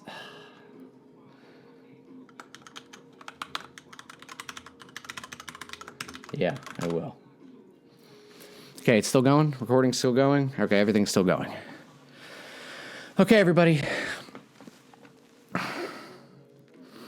This is the hard part for me. But I know I'm going to get through it. I know I'm going to get through it because I practice. I reread and I rewrote and I made sure that it felt right, that the emotions, that the things that I would say, that the things that I will tell you would sound right. Because I care. And I wanted to tell a story that would make you care.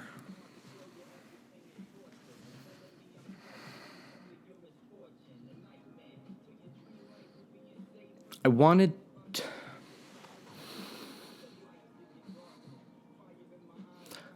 to tell you a story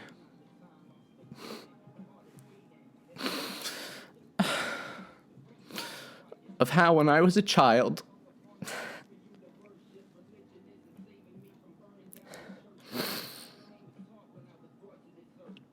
I was sexually abused.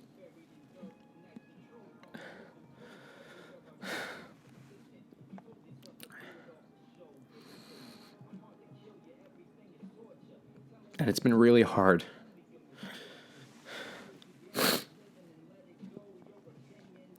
It's been really hard.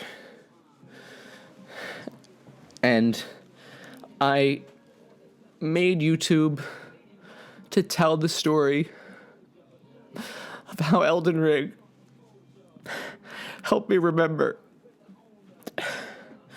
and how it healed me. How all the pieces of art that I had to investigate to understand this story, how it helped me remember. And I wanted to make something big. I wanted to make something that could help someone.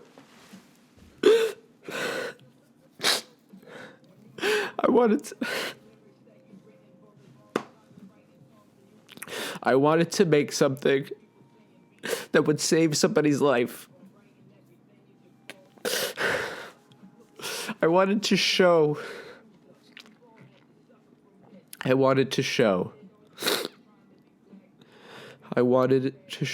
how much I knew about this fictional world, about Elden Ring, because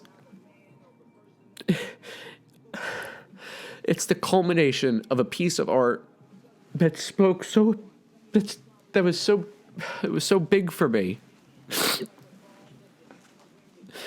I played all of Hidetaka Miyazaki's games. I read practically all of George R. R. Martin's books. And I wanted to share that I knew all that. That I spent all this time trying to figure it all out, to try and learn what the story was and make it entertaining and just make friends. And I didn't. I tried to post stories on Reddit. And I got bullied off of there.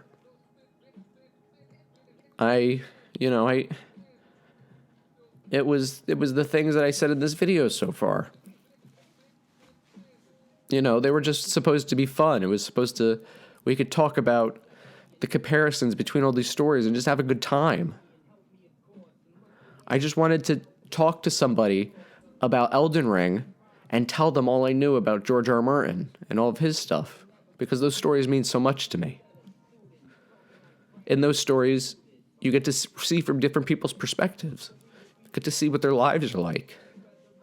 You get to learn that they feel the same things you do, even though they're not you. Even though they're fake and they came from some guy's mind, they're still real to somebody. And playing these games and reading these books, they're a way for me to escape. It's so hard. It's so hard remembering. It's so hard remembering.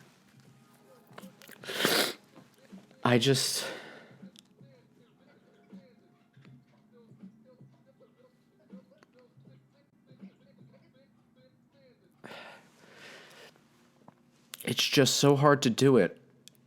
And knowing that it is, I know I'm not alone. And that if other people can do it, so can I. But I don't know who those people are. I don't know who the survivors are. I don't get to see their tears. I'll never know. So I just have to treat everyone like I didn't know if the worst thing that could ever happen to somebody happened to them.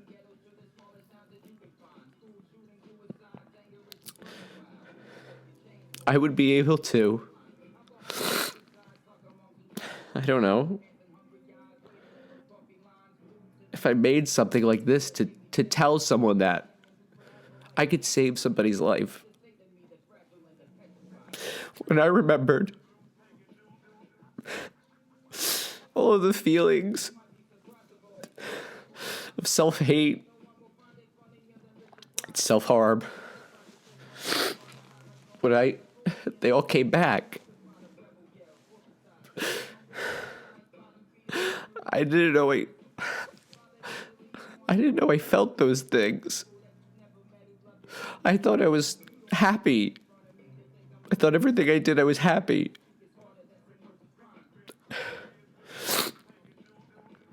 I'm married to my beautiful wife, Kristen, who is a nurse and an inspiration to me, and my favorite person in the world.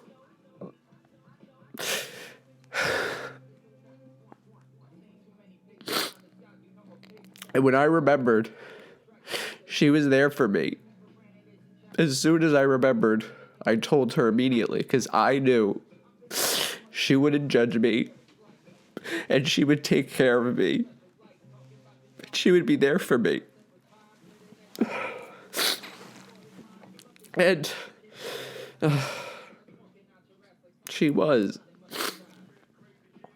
She immediately started to try to get me a therapist. And after she got me a therapist, I started going to therapy, and I immediately told my therapist that I was sexually abused. And,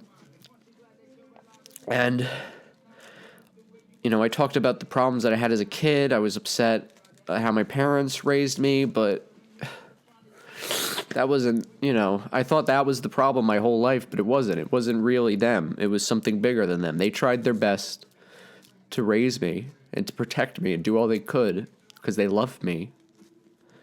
But what happened to me was just, it was like a freak accident.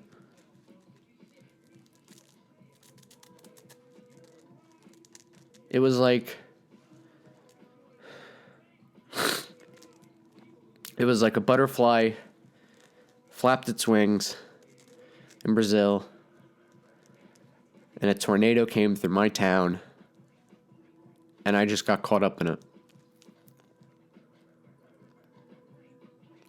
It wasn't wholly my abuser's fault that I was abused. He was a teenager. He grew up in, I don't know where he come from. He moved into our town on my street for summer, maybe a year. I think he lived there with his uncle or his dad. And it was like one bedroom. And he was probably abused too. The way he groomed me was first by luring me with video games. At the time, it was Legend of Zelda, Ocarina of Time, and the N64.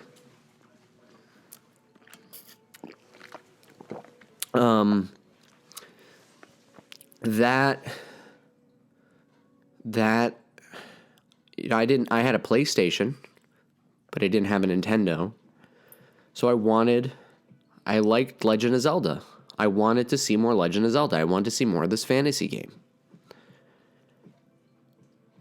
After he lured me with that, the grooming really began because then he started showing me VHS pornographic films. And eventually I was watching those naked on the couch. And then I remember like running around naked in the house, and you know, I don't really remember much after that. Mind you, I'm probably 8 years old at this time. My birthday is in the summer. And so summer vacation comes around, and I'm just a year older, so I just turned 8. And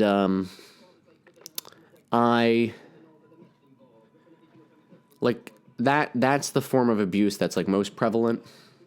But there is another, like one instance that I remember where I'm in a room with another teenager, like it's his friend. And they close the door on us. And then the memory is 8-year-old me is filleting a teenage boy who has pubic hair. This is going to be, to be more graphic, trigger warning.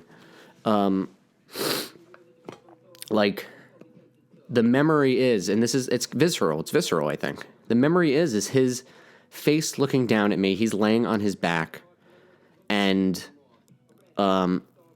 his penis is in my mouth, and like black curly hairs all over my face, and then him like yelling and screaming. And when I think about that, I always felt like in my head, I was the abuser. Like I was asking for it. I chose to do that to him. And that's how I repressed the memory. Well, that was a choice that I made, and I'm embarrassed of those choices. So I have to hide this. I can't tell anyone that this happened. But that's not what happened. I was 8 years old. I was a child. How could a child push over a 16, 17, 18-year-old, like a 20-year-old? I don't know how old he was, but he wasn't old, but he wasn't my age. He wasn't a kid. How could a kid bewitch some monster like that? Like, how could that be? How could that be? And I never really started making that connection until I remembered. I got to think about what actually happened then. And I got to actually remember what happened then. And then it lost its power over me. Like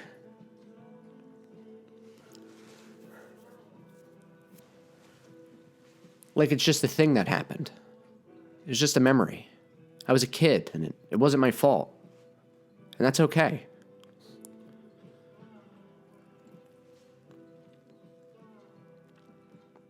All the pain that I felt, all of the thoughts of self-harm not existing anymore,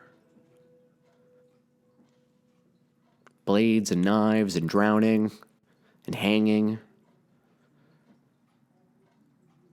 I never did it. At one point, I thought about cutting my wrists, and I grabbed like a razor blade. But it was like my mom's shaving razor, I didn't know how to cut my wrists. And I put it on my wrist and I slid it across. And doing that now, I feel it in my arm. I remember doing that, but it didn't work. It didn't cut. Somehow, the blade that I slid across my wrists didn't cut my skin. And I lived. I survived. I attempted to hurt myself. Maybe even take my own life, I don't know. But it didn't work. And I got to keep on living. However old I was when I tried to do that. Maybe 8th grade. 13 years old. 5 years after it happened, I went through puberty. And I'm having an identity crisis. I don't know who I am. I don't know what is my sexuality, what is my gender, what is my identity. No, it doesn't. Who am I as a person? Who am I? I don't know who I am. I don't remember. And that's what's scary. So who am I?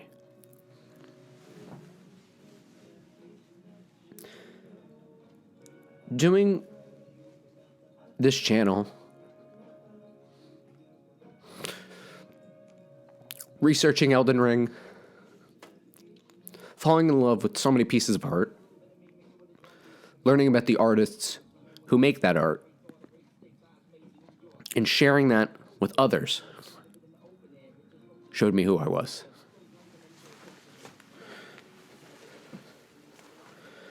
It showed me that I was my choices. And I have to check if everything's recording because this is... Okay. I don't want this to be lost. This is why I'm doing this. I am my choices.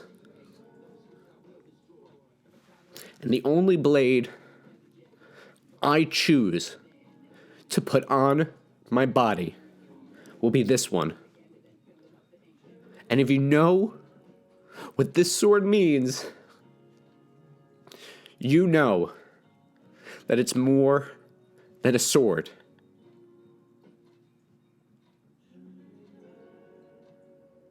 You know who I am. You understand me. I don't need you to tell my story. I don't need to tell you my story for you to know that something bad happened to me. And I'm struggling.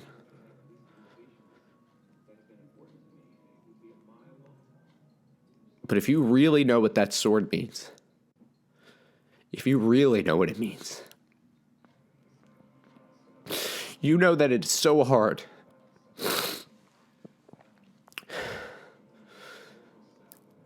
that every day I try to hold that sword up and use it to keep myself safe, to protect the ones I love, that it's heavy, that it's more than a sword, that it's a heap of raw iron weighing me down with chips and cracks in it. That sword has been swung around for who knows far too how long. And hate and anger and frustration and nihilism, not caring about anyone else, not even caring about yourself if you get hurt. Just, I don't know. Just trying to be loved. It's just so hard. I just don't know how to tell you how hard it is. So I tell a story. It's really hard to remember. But telling stories isn't. So if you understand my story, then you understand me. You understand the causality that led to this moment. You understand the symbols and the prophecies. You understand that names can be changed and we can sub in one theory for another.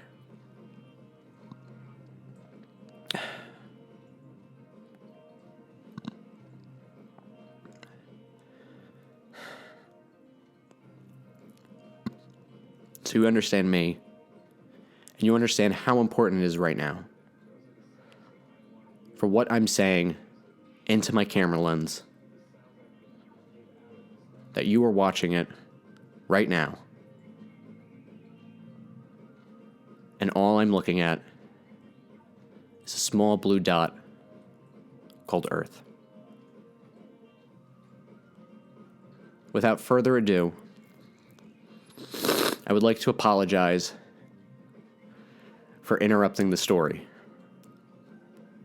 To make up for it, we're going to continue at the end of part 3, journeying into part 4.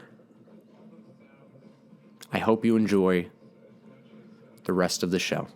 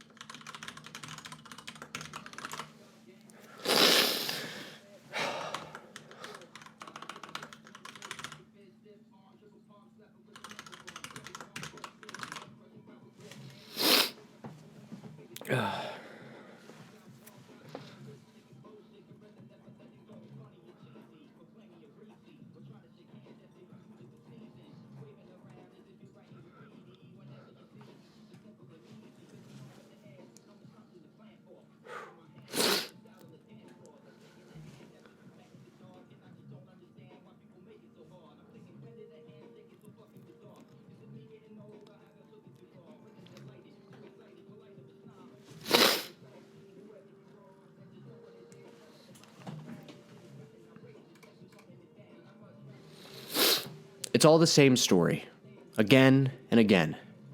Dragon scale flesh is just dragon communion flesh, is just exalted flesh. Caller bloom is just Arteria leaves. The Drake warriors are just the tarnished. And the fingers, they have been here the whole time, writhing into places they don't belong. From the heads of ancient dragons, to giants conquering heroes' graves, at the helm of the Round Table hold, and into the homes of children, who can't even find peace, even after they've taken their own lives. And if your tarnished chooses the age of the Duskborn, the death priests in the catacombs will cut the throat of a child in hopes that the spirit of a reborn Godwin will find purchase within their master's cadaver surrogate. The principle of life within death will be embedded into order, and would allow, and all would be able to live in death. For in death, there is only peace. For in death, there can be no sensation. Upright, but dead still. You must not forget, though. Those who partake in dragon communion will one day shed their humanity. Their hunger for dragon, their yearning, only worsens until the floodgates burst, unleashing eternal torment, the strength of a mighty dragon. Magnificent, but deadly. It's no surprise that dragon communion is ruinous. Beware that when fighting monsters, you yourself do not become a monster. For when you gaze long into the abyss also gazes into you. Part 4. Radigan.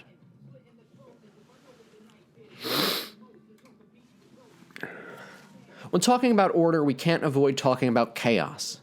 To quote Oscar Wilde, without order, nothing can exist. Without chaos, nothing can evolve. Nowadays, people know the price of everything and the value of nothing. Chaos theory is a branch of mathematics that delves into the underlying patterns and deterministic laws governing dynamical systems highly sensitive to initial conditions. In a story that is governed by fate, prophecy, and determinism, that all events are determined by causes, everything that happens must happen as it does and could not have happened any other way. We may think the randomness of chaos, the free will of characters should upend that, but it doesn't. Instead, they too are merely variables. Contrary to previous beliefs, chaos theory says that these systems are not entirely random, but exhibit order. It posits that within the apparent randomness of chaotic and complex systems, such as the intricate world of Elden Ring or even our own universe, there lie underlying patterns, interconnections, repetitions, fractals, and self-organization. While impossible to predict or control, there is still order within these systems. Think of the spiral. It appears all throughout Elden Ring, indicating that either through some natural forces of will or the hand of some designer, the world was made to be orderly and perfect. The spiral also appears in our world as well, in the shapes of cyclones and galaxies, the double helix structure of DNA, and my cats. But that's just a coincidence.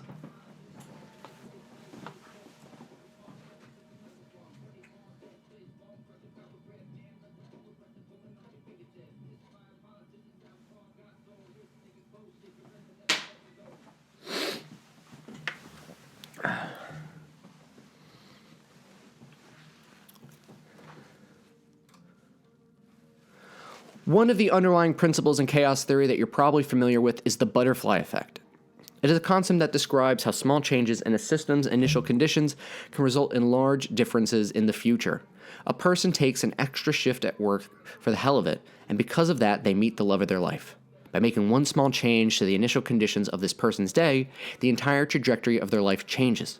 Or by removing the concept of death from order, the entire trajectory of the lands between changes.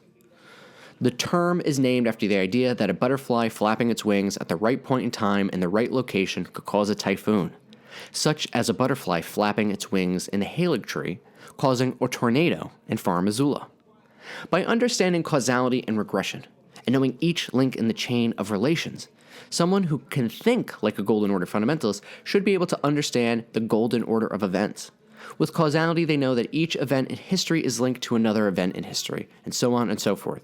With regression, they would be able to look backwards from the present to see how each presiding event connects to each other, and by recognizing the patterns in order, they would be able to predict what would come next. They should be able to see the entire timeline of Elden Ring, its past, present, and future. This goes beyond the power of prophecy. This is a perfect understanding of all order in its totality. They should be able to see how a butterfly flapping its wings affected the whole of history, whether it was starting the removal of destined death, or the death of Godwin and Ronnie in the Night of the Black Knives, or the fracturing of the One Great, the beginning of time itself.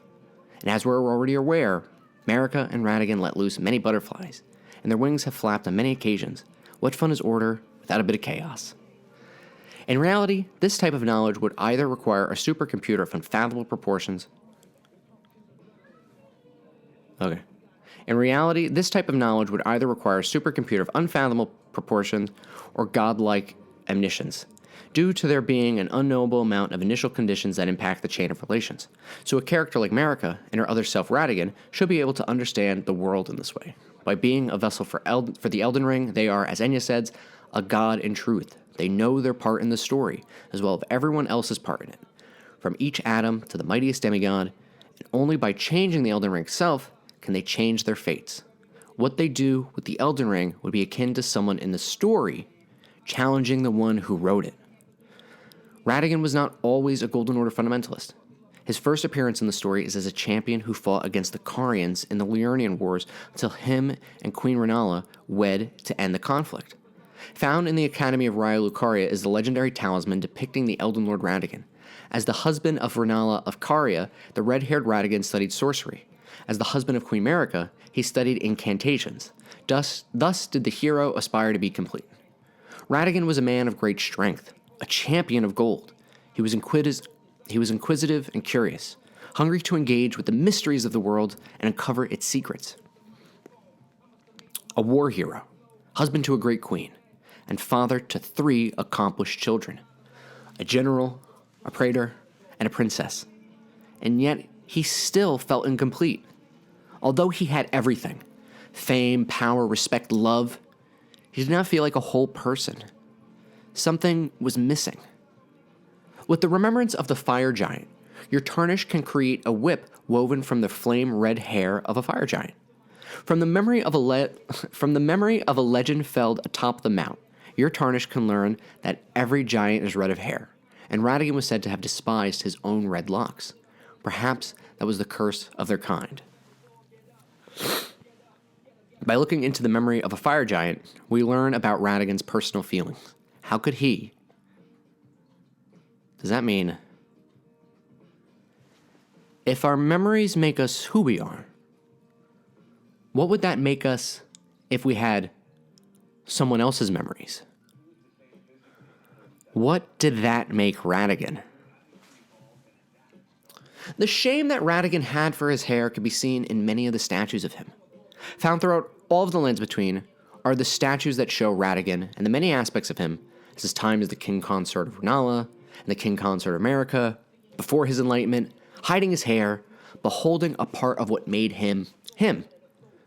The most common is holding the iron greatsword, Radigan as the champion, found in the Carian chapels of Manicellus, Manismeter, and the Chapel of Anticipation, all of the Divine Bridges, destroyed in Stormvale Castle if the dregs of the Golden Lineage take hold, on the Saints Bridge, strewn about many other places with smithing stones inside, but most importantly, inside the Wandering Mausoleums, where memories can be duplicated. Some of the reviled and sworn misbegotten can be found in prayer to Radigan, the champion, for they who had no place in this world had saw in him a lord. Radigan, as the scholar, can be found within the Carian study hall, some of the divine bridges, and the paths to the Forbidden Lands, and Radigan as the holder of fire is found at the Church of Vows, where the union of night and flame occurred. The great houses of the Erd Tree and the Moon came together in holy matrimony, where Radigan stepped into the basin, under the visage of a Nox Sorceress, and washed himself in celestial dew. Once upon a time, The stars of the night sky guided faith. And this is a recollection of those times.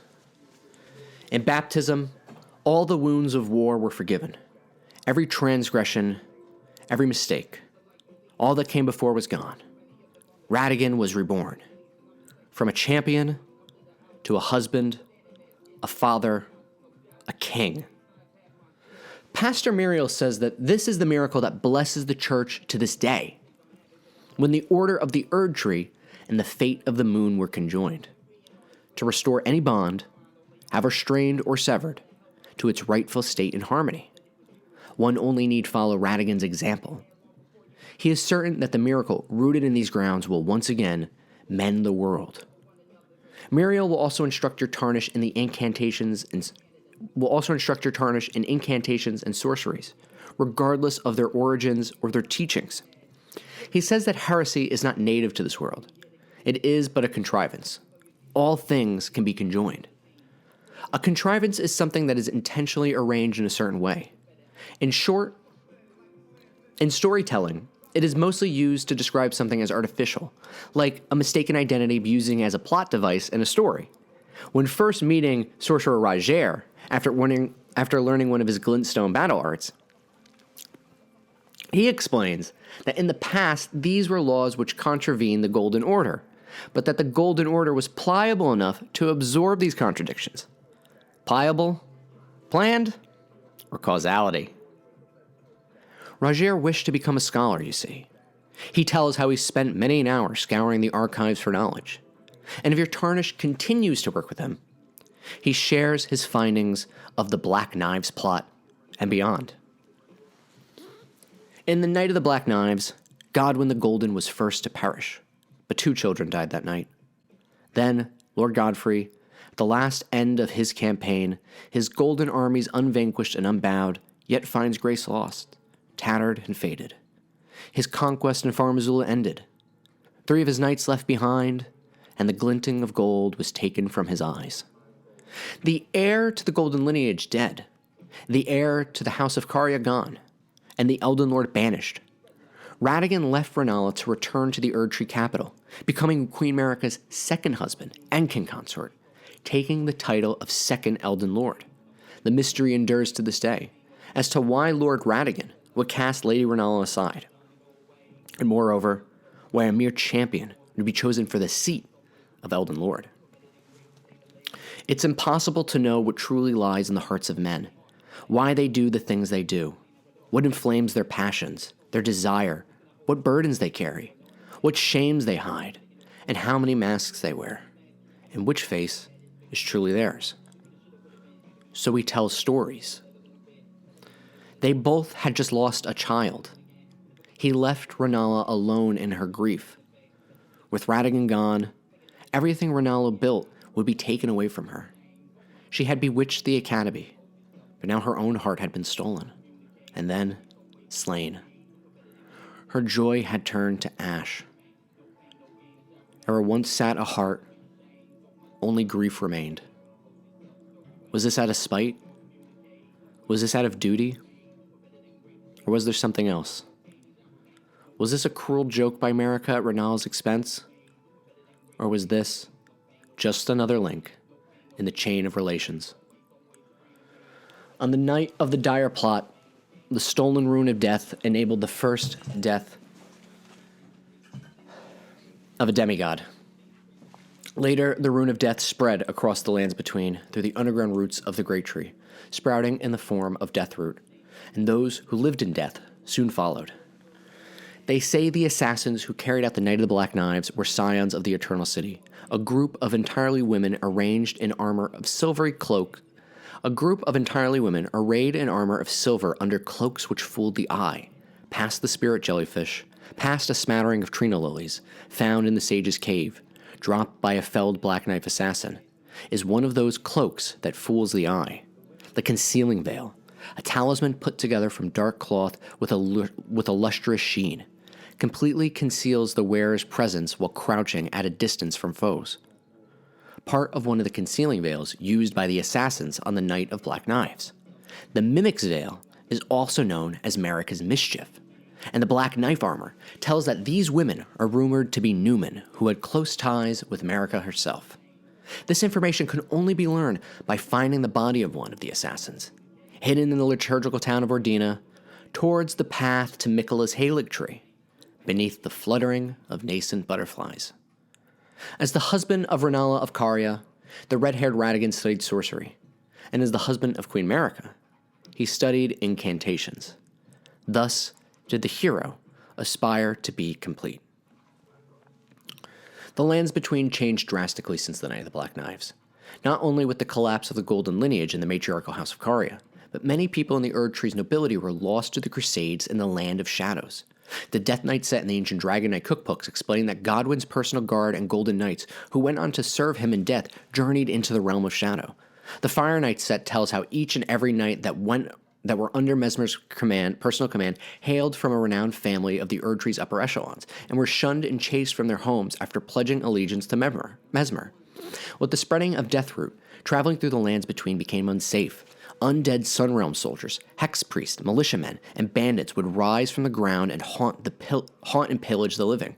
And worst of all, the Erd Tree became tarnished. The Warming Stone says that the Erd Tree was once as warm as the gentle sun, and would gradually heal all who bathed in its rays. It's getting in the way.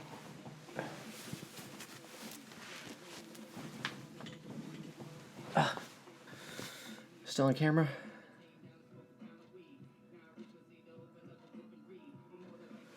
Yeah. Okay.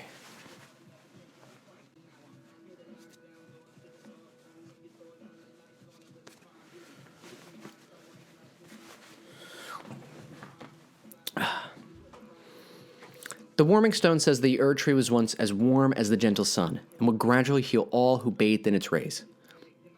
The Blessed Dew Talisman explains that the blessed sap of the Erd Tree that was once thought to drip from its boughs forever dried up. That age of plenty swiftly came to a close, and with time, the Erd Tree became more an object of faith. Deathroot was not just the root of death, it was the death of the roots. As the heart of the Golden Order began to falter, Radigan came to a church built around a spiral Erd Tree and declared his intent to his comrades to become complete. Through the entire journey, your tarnished. Oh wait, let me redo that line. As the heart of the Golden Order began to falter, Radigan came to the church built around a spiral Erd Tree and declared his intent to his comrades to become complete. Through this entire journey, your tarnish has been given the echoes of Maricus from Melina, in lieu of a maiden's guidance. But when they learn that Radigan is Marica, what they think they know needs to be reevaluated.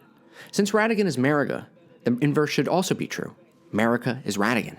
If X equals Y, then Y equals X. In Marica's own words, I declare my own intent to search the depths of the Golden Order. Through understanding of the proper way, our faith, our grace is increased. Those blissful early days of blind belief are long past. My comrades, why must ye falter? After hearing Melina share these words for the first time, your tarnish is awarded the Outer Order emote, one half of Radigan's Golden Order totality pose. The Minor Erd Tree Church is also where the Golden Order seal is found, which enhances the power of the Golden Order fundamentalist incantations, much like the Radigan statue found at the Church of Pilgrimage. Golden centipedes can be found. Golden centipedes can also be found. These are kept as a fetish of Golden Order fundamentalists, but the most important thing about this church is what is hidden underneath. Beneath the church, with the spiral Minor Erd Tree, is the sealed tunnel. It is guarded by vulgar militiamen. Its secrets are hidden behind illusory walls. They are protected by Rykard's iron virgins. This is the only path forward if your tarnish wish to find the divine tower for the Lord of Blasphemy. The words of the remembrance echoed through his mind. I understand. The road of blasphemy is long and perilous. One cannot walk it unprepared to sin. In a room filled with statues of the hooded Radigan is the source of the spiral Minor Erd Tree, a golden meteorite, and from it an onyx lord was born. His great sword forged from golden-hued meteoric ore, the blade conceals gravity-manipulating magic, a weapon unique to the onyx orgs, a race where is it? A race of ancients with skin of stone who were said to have risen to life when a meteor struck long ago. The Erd Tree wasn't eternal. It was born from a falling star. Selin the Witch tells your Tarnished that at the Academy, they worked on understanding glintstone sorcery, the study of the stars and the life therein. As the husband of Renala of Caria, the red-haired Radigan studied sorcery, and as the husband of Queen Marika, he studied incantations. And this was where Golden Order fundamentalism was born. It wasn't the Erd Tree at the center of order. It was the Elden Ring, which came from a golden star.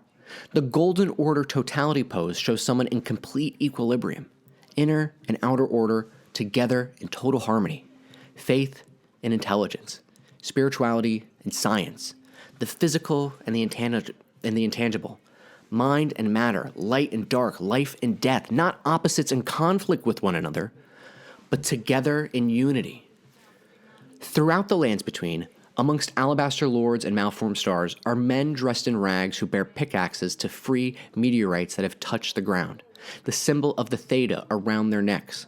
Upon their defeat, they will sometimes drop gravity stone chunks, shards of rock found in the wake of a meteoric strike. The desperate ones who scavenge for these shards dubs themselves star callers, and they be found in the ceremonial pose of Golden Order totality.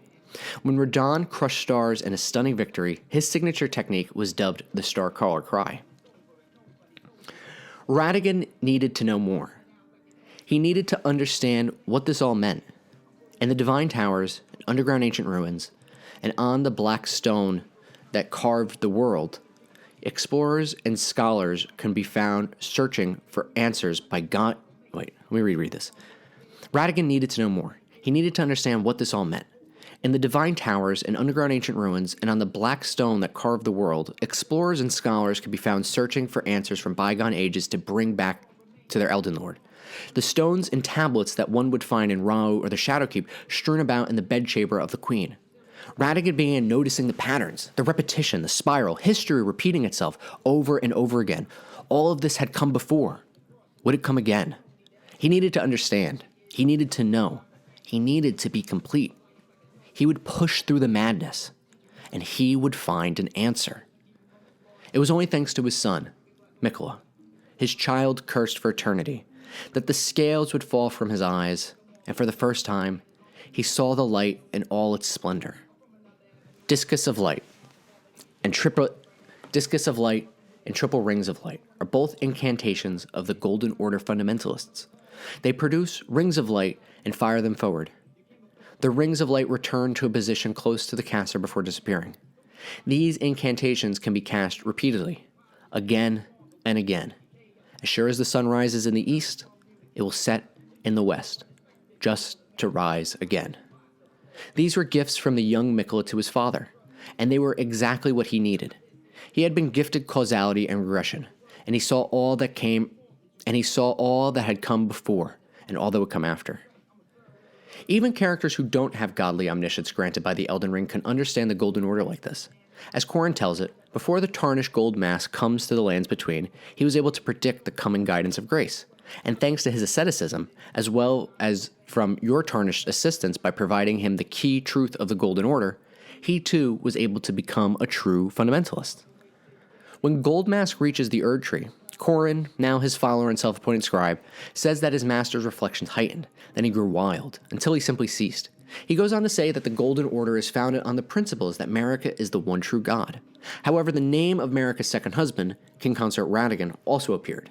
This stumped Gold Mask, and he remains still until you tell him the truth. I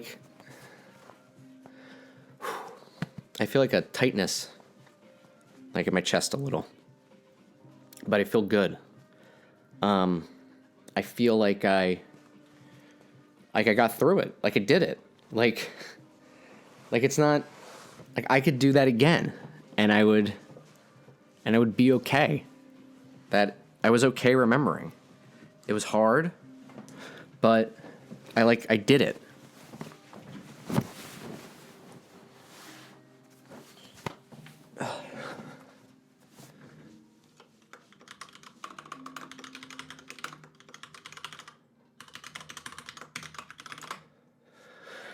Okay. We're almost done with this chapter. We're almost done. Okay. In front of the statue of Radigan is a message. Regression alone reveals secrets. The law of regression does not just say that all... Wait, what is it? Oh, yeah. In the front of the statue of Radigan is a message. Regression alone reveals secrets. The law of regression does not just say that all things yearn eternally to converge, but it has a very special effect. When cast, it can reveal mimicry in all forms. It can reveal that Radigan is Marika. It can reveal Marika's mischief. To think that Radigan was Marika herself. What is he? Oh no, this is Corrin saying. This is my lines. He goes, to think that Radigan was Marika herself.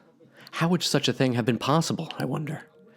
The Golden Order wasn't just founded by Marika, but also by her other self, Radigan. She was the god and her own lord. Without Radigan's Elden Rune holding the Elden Ring together, there could be no Golden Order. As long as there has been a Golden Order, there has been a Radigan. He is her. She is him. She was their intelligence, mind, arcane, and faith. He was their vigor, strength, dexterity, and endurance. Radigan was the cross. Marika is the martyr. Then Corrin says, sadly, I cannot comprehend it myself. Do you have a fuller understanding of the matter? No, boy, do we. This is going to blow your socks off, Corrin. Peep that blindfold. Amongst the Golden Order fundamentalists are hunters of those who live in death. The lost, vengeful spirits of the fated Sun Realm who live in the bodies of reanimated corpses. The role of the hunters is to stamp out defiled reason, all for the perfection of the Golden Order. The dead should stay dead. Their sun should never rise again. The noble Goldmask lamented what had become of the hunters. How easy is it for the learning and learnedness to be reduced to the ravings of fanatics? All the good and great wanted in their foolishness was an absolute evil to contend with. Does such a notion exist in the fundamentals of order? If not, why does the Golden Order have no mercy for those who trespass beyond life's bounds? The Knight D is one of those hunters. When first found in Summerwater Village, he is attempting to weed out Deathroot. There he mentions that someone or something threatens the sanctity of the Golden Order. Those who live in death are defiled reason that should not be. They fall outside the principles of the Golden Order. Their mere existence... what is it? Jump forward again.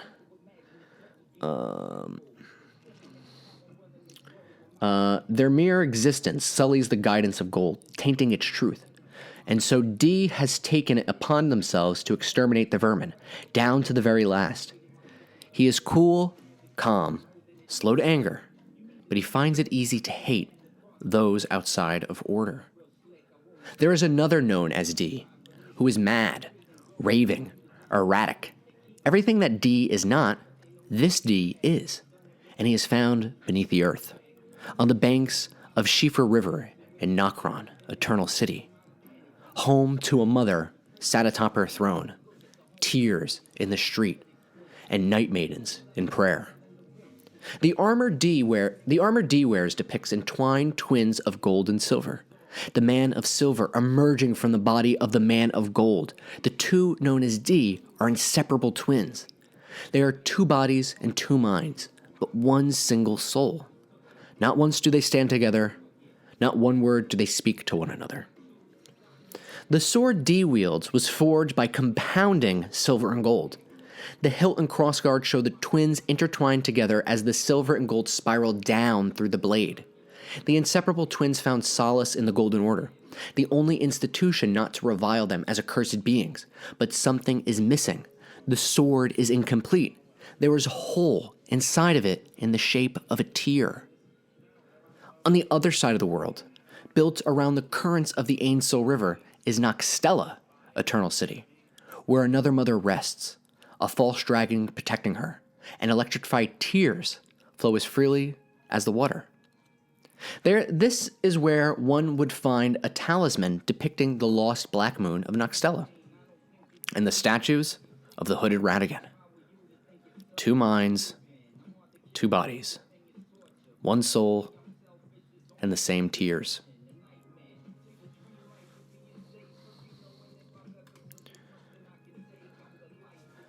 The silver tear makes mockery of life, reborn again and again into imitation. Perhaps one day it will be reborn a lord, or a red wolf, or a giant, or a dragon, or a leonine misbegotten, or Radigan, and again and again.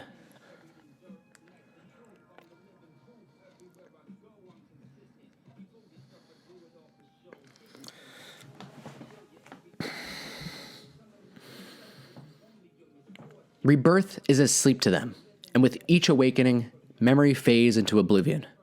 But thanks to causality and regression, thanks to the gifts of Mikola, Radigan remembered. Not for the first time, but for the last. And he would conquer these memories. He would be complete, no matter what it took. The Leonine misbegottens are all aggressive and feral. They see nothing but rage, and many of them fight with the Iron Greatsword, the same sword held by the statues of the hooded Radigan. Some hold pieces of Radigan's past. In the south in the Weeping Peninsula, one holds the storied sword of Castle Morn, a revenger's weapon. It is burdened with oceans of anger and regret. Radigan was a lone surviving champion from a country now vanished, who was so determined to continue fighting that he claimed the swords of an entire clan of warriors.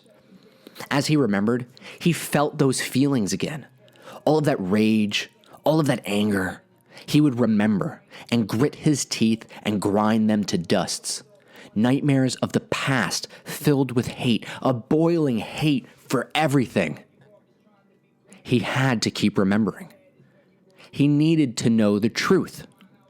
In the east, at Castle Redmane, where Leonine Misbegotten fights side by side with one of Godfrey's Crucible Knights, it will relinquish a ruin's greatsword, originally rubble from a ruin which fell from the sky. Say that 3 times fast. This surviving fragment was honed into a weapon, one of the legendary armaments. The ruin it came from crumbled when struck by a meteorite. As such, this weapon harbors its destructive power. When a golden star bearing a beast into the lands between came from the lightless void, it destroyed the crumbling city of Far Missoula and rips open a rift through time. All of this ancient city's histories would exist all at once. Ancient dragons phasing in and out, drakes circling the drain, never finding rest, and the Dragon Lord would make his seat beyond time in the heart of the storm beyond time, allowing for his scales to lightly twist time, granting him immortality and the power to slay a god. This was where Radigan was a great king, husband to a gloam-eyed queen, and father to a serpent prince, and dragon bastard. To save the woman he loved, so she would not be felled and sent back, he had to have her shadow cut her down. She died. And it was his fault. His queen was dead and gone. Another woman he failed. Another woman he couldn't protect. Then, it took shape. The tear. It looked just like his queen.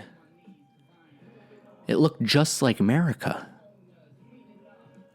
She stole him, and stole his light, and left only dark.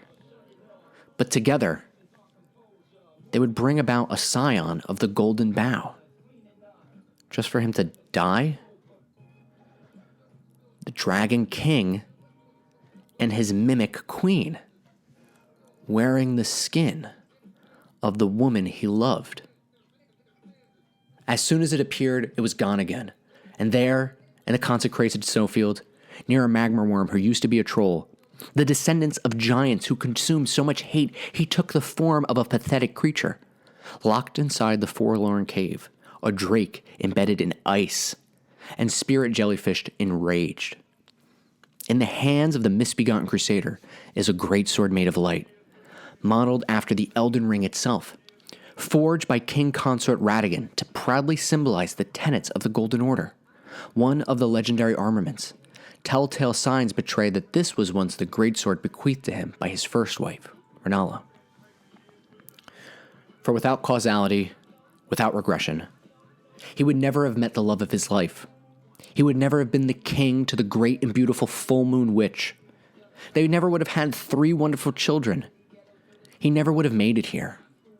All of this anger, all of this grief, all of these lives he lived, all of these faces he wore, it was all for this.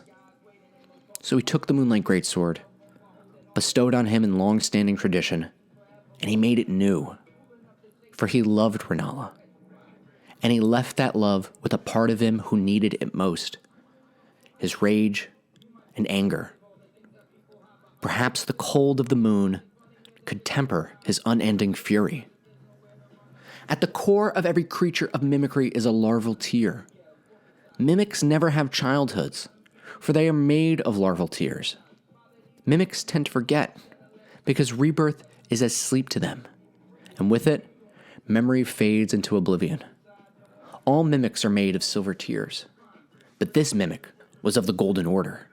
He had found his purpose. He remembered, and now he was complete. Mimics might not know where they come from, but they choose where they go. There was always a choice, and Radigan chose to set things right. He was the needle that weaved together the threads of the Golden Order. Without the Rune of Death, his lattice held it all together. Sometimes all it takes is a few tears to tell a good story. If you could remember tomorrow today, what would you do differently? How would you communicate with others that all of this had happened before and all of this would happen again? How could you tell people that they were just part of a story and there was no way out? Perhaps by sharing the memory, if such a thing were possible. Or finding someone who is just like you. Radigan saw his purpose. He saw his part in the story. He saw that someone like him would need his help. He saw that a silver tear was coming to kill him. That they would need everything possible to succeed. That night would not reign forever, and they would be able to set everything in order. And the sun would rise again. They would see the light. But that light would be one of unalloyed gold. No matter how many times this silver tear would need him, he would always be Radigan. And again, and again. To show you that the way out is not back. It's through. And you're not alone. You're never alone. Radigan is Marika, the same silver tear. And they were both looking out for you. And they were both looking out over you. And they were both looking out for you from the start. And whoever you are, whoever you want to be, the silver tear will be. To imitate the imitator is a cunning play indeed. He instructed the Castilians of the Shaded Castle to erect a great many statues. Statues of Marika crucified, her sacrifice. Statues of Radigan, his red hair now shown to the world, in the shape of a cross, hiding secrets, sneaking messages.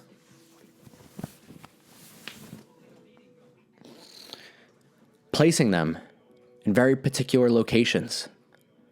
The Church of Pilgrimage, the Church for Poise, Shield of the Guilty, shield made to venerate a maiden whose eyes were crushed by the briars of sin, before being reborn in these lands, venerating the repoise of the soul.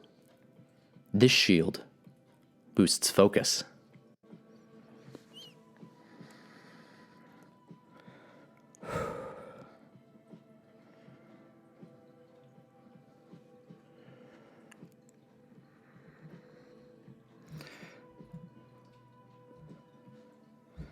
I gotta make sure you can see it. Whoa, that's my face. Yeah, you can see it. I got to make sure you get the hint. I don't, if this is like, I'd have to do like an out of bounds secret. That wouldn't be cool. That'd be like directors, you're not supposed to find the lore that left on the cutting room floor. Sorry. Kind of burpy. It's this. This is what I'm showing you. This is the symbol. If a mimic like Radigan were to come, it's not changing the line. If a mimic like Radigan were to come, if they could remember tomorrow and relive today, surely they would notice the patterns. They would see that Marika and Radigan shed the same tears. They would have to ask, who was crying? Who shed these tears? Surely someone like him would see the spiral.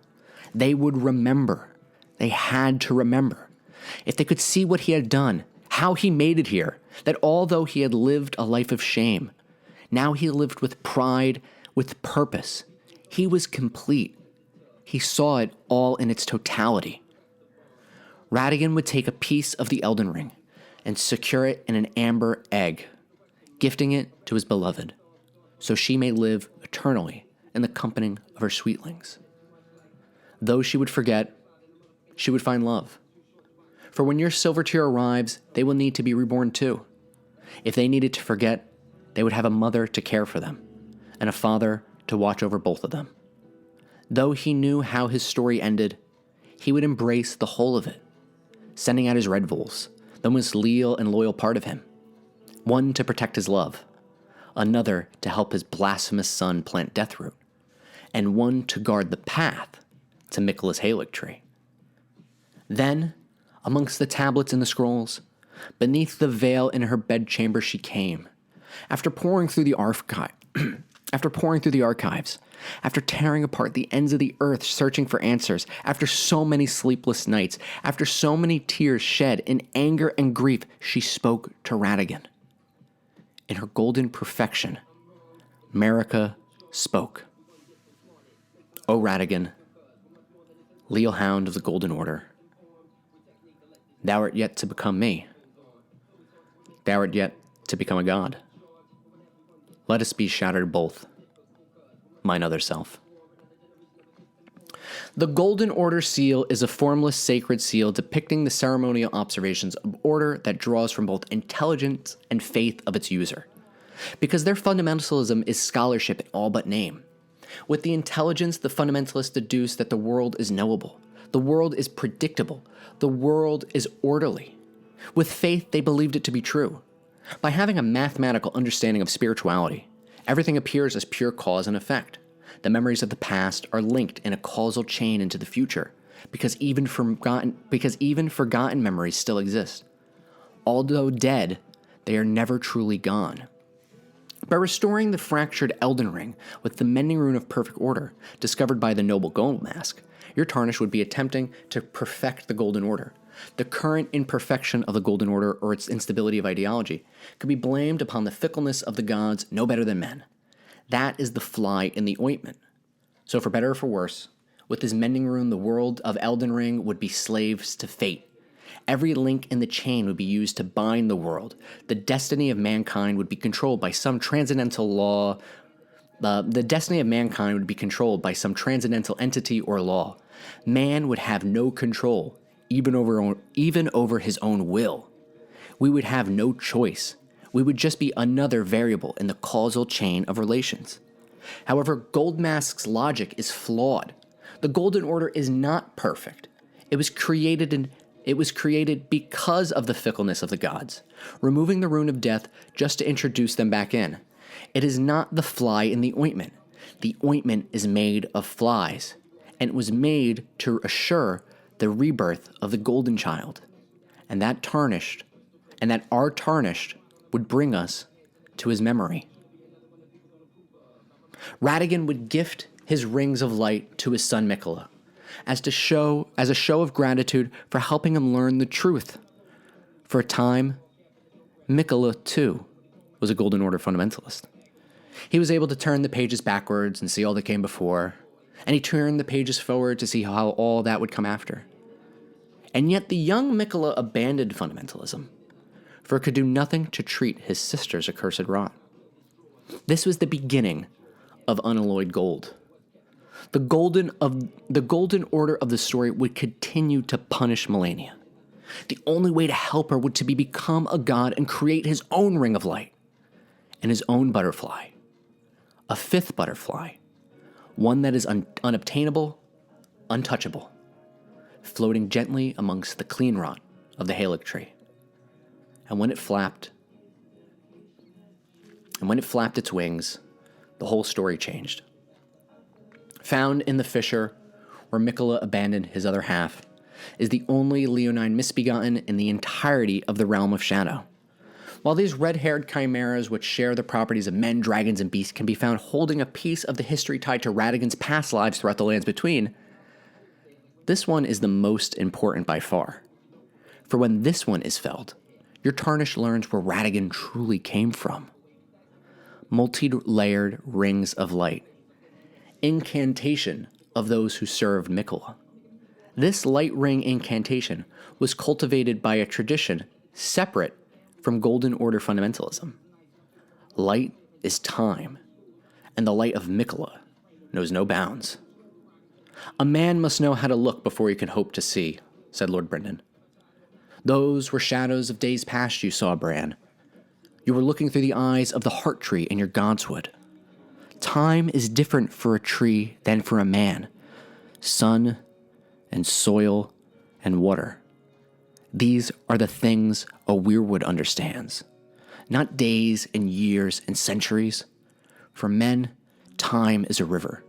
We are trapped in its flow, hurtling from past to present, always in the same direction. The lives of trees are different. They root and grow and die in one place. That river does not move them. The oak is the acorn. The acorn is the oak. And the weirwood. 1,000 human years are a moment to a weirwood. And through such gates, you and I may gaze into the past. But, said Bran, he heard me. What is interesting about Mikola's bewitching branches is just that. They are branches, created from his sacramental blood. To enchant someone, Mikola needs to give up a part of himself that tells us what he is. The great tree roots spread throughout the lands between, and yet even farther still. When creating your Tarnished from outside the lands between, they can be given a keepsake, a token of the past to take into the future, a golden seed that washed ashore from the lands between, an amber medallion treasured in the time of Godfrey passed down through generations, or 5 bewitching branches, said to originate from the demigod Mikola. These tree branches are blessed with an incantation of unalloyed gold, but Mikola's needle is as yet unfinished and can only be used in the heart of the storm beyond time. If the chains that bind men's fate must be gold, then those chains would be unalloyed, and he will still have a choice to make. Order healing, one of the incantations of the Golden Order fundamentalists, used by hunters of those who live in death, alleviates death blight buildup. The noble gold mask lamented, what had become of the hunters? How easy it is for learning and learnedness to be reduced to the ravings of fanatics. All the good and the great wanted, and their foolishness, was an absolute evil to contend with. Does such a notion exist in the fundamentals of order? Does such a notion exist in the fundamentals of order? I don't know. But I'll see you in the next one. We're not done remembering. And you'll make it through this. If I did, you will too. You know, I've always taken as my mantra the William Faulkner's words in his Nobel Prize acceptance speech, where he said, the human heart in conflict with itself is the only thing worth writing about. I think that's true of all fiction, of literary fiction, such as Faulkner wrote, but also of science fiction and fantasy and historical novels and nurse novels and whatever. I mean, if you have real characters grappling with real problems, the human heart in conflict with itself, doesn't matter if it's in a castle or a spaceship or whatever. If you have that, then you have power.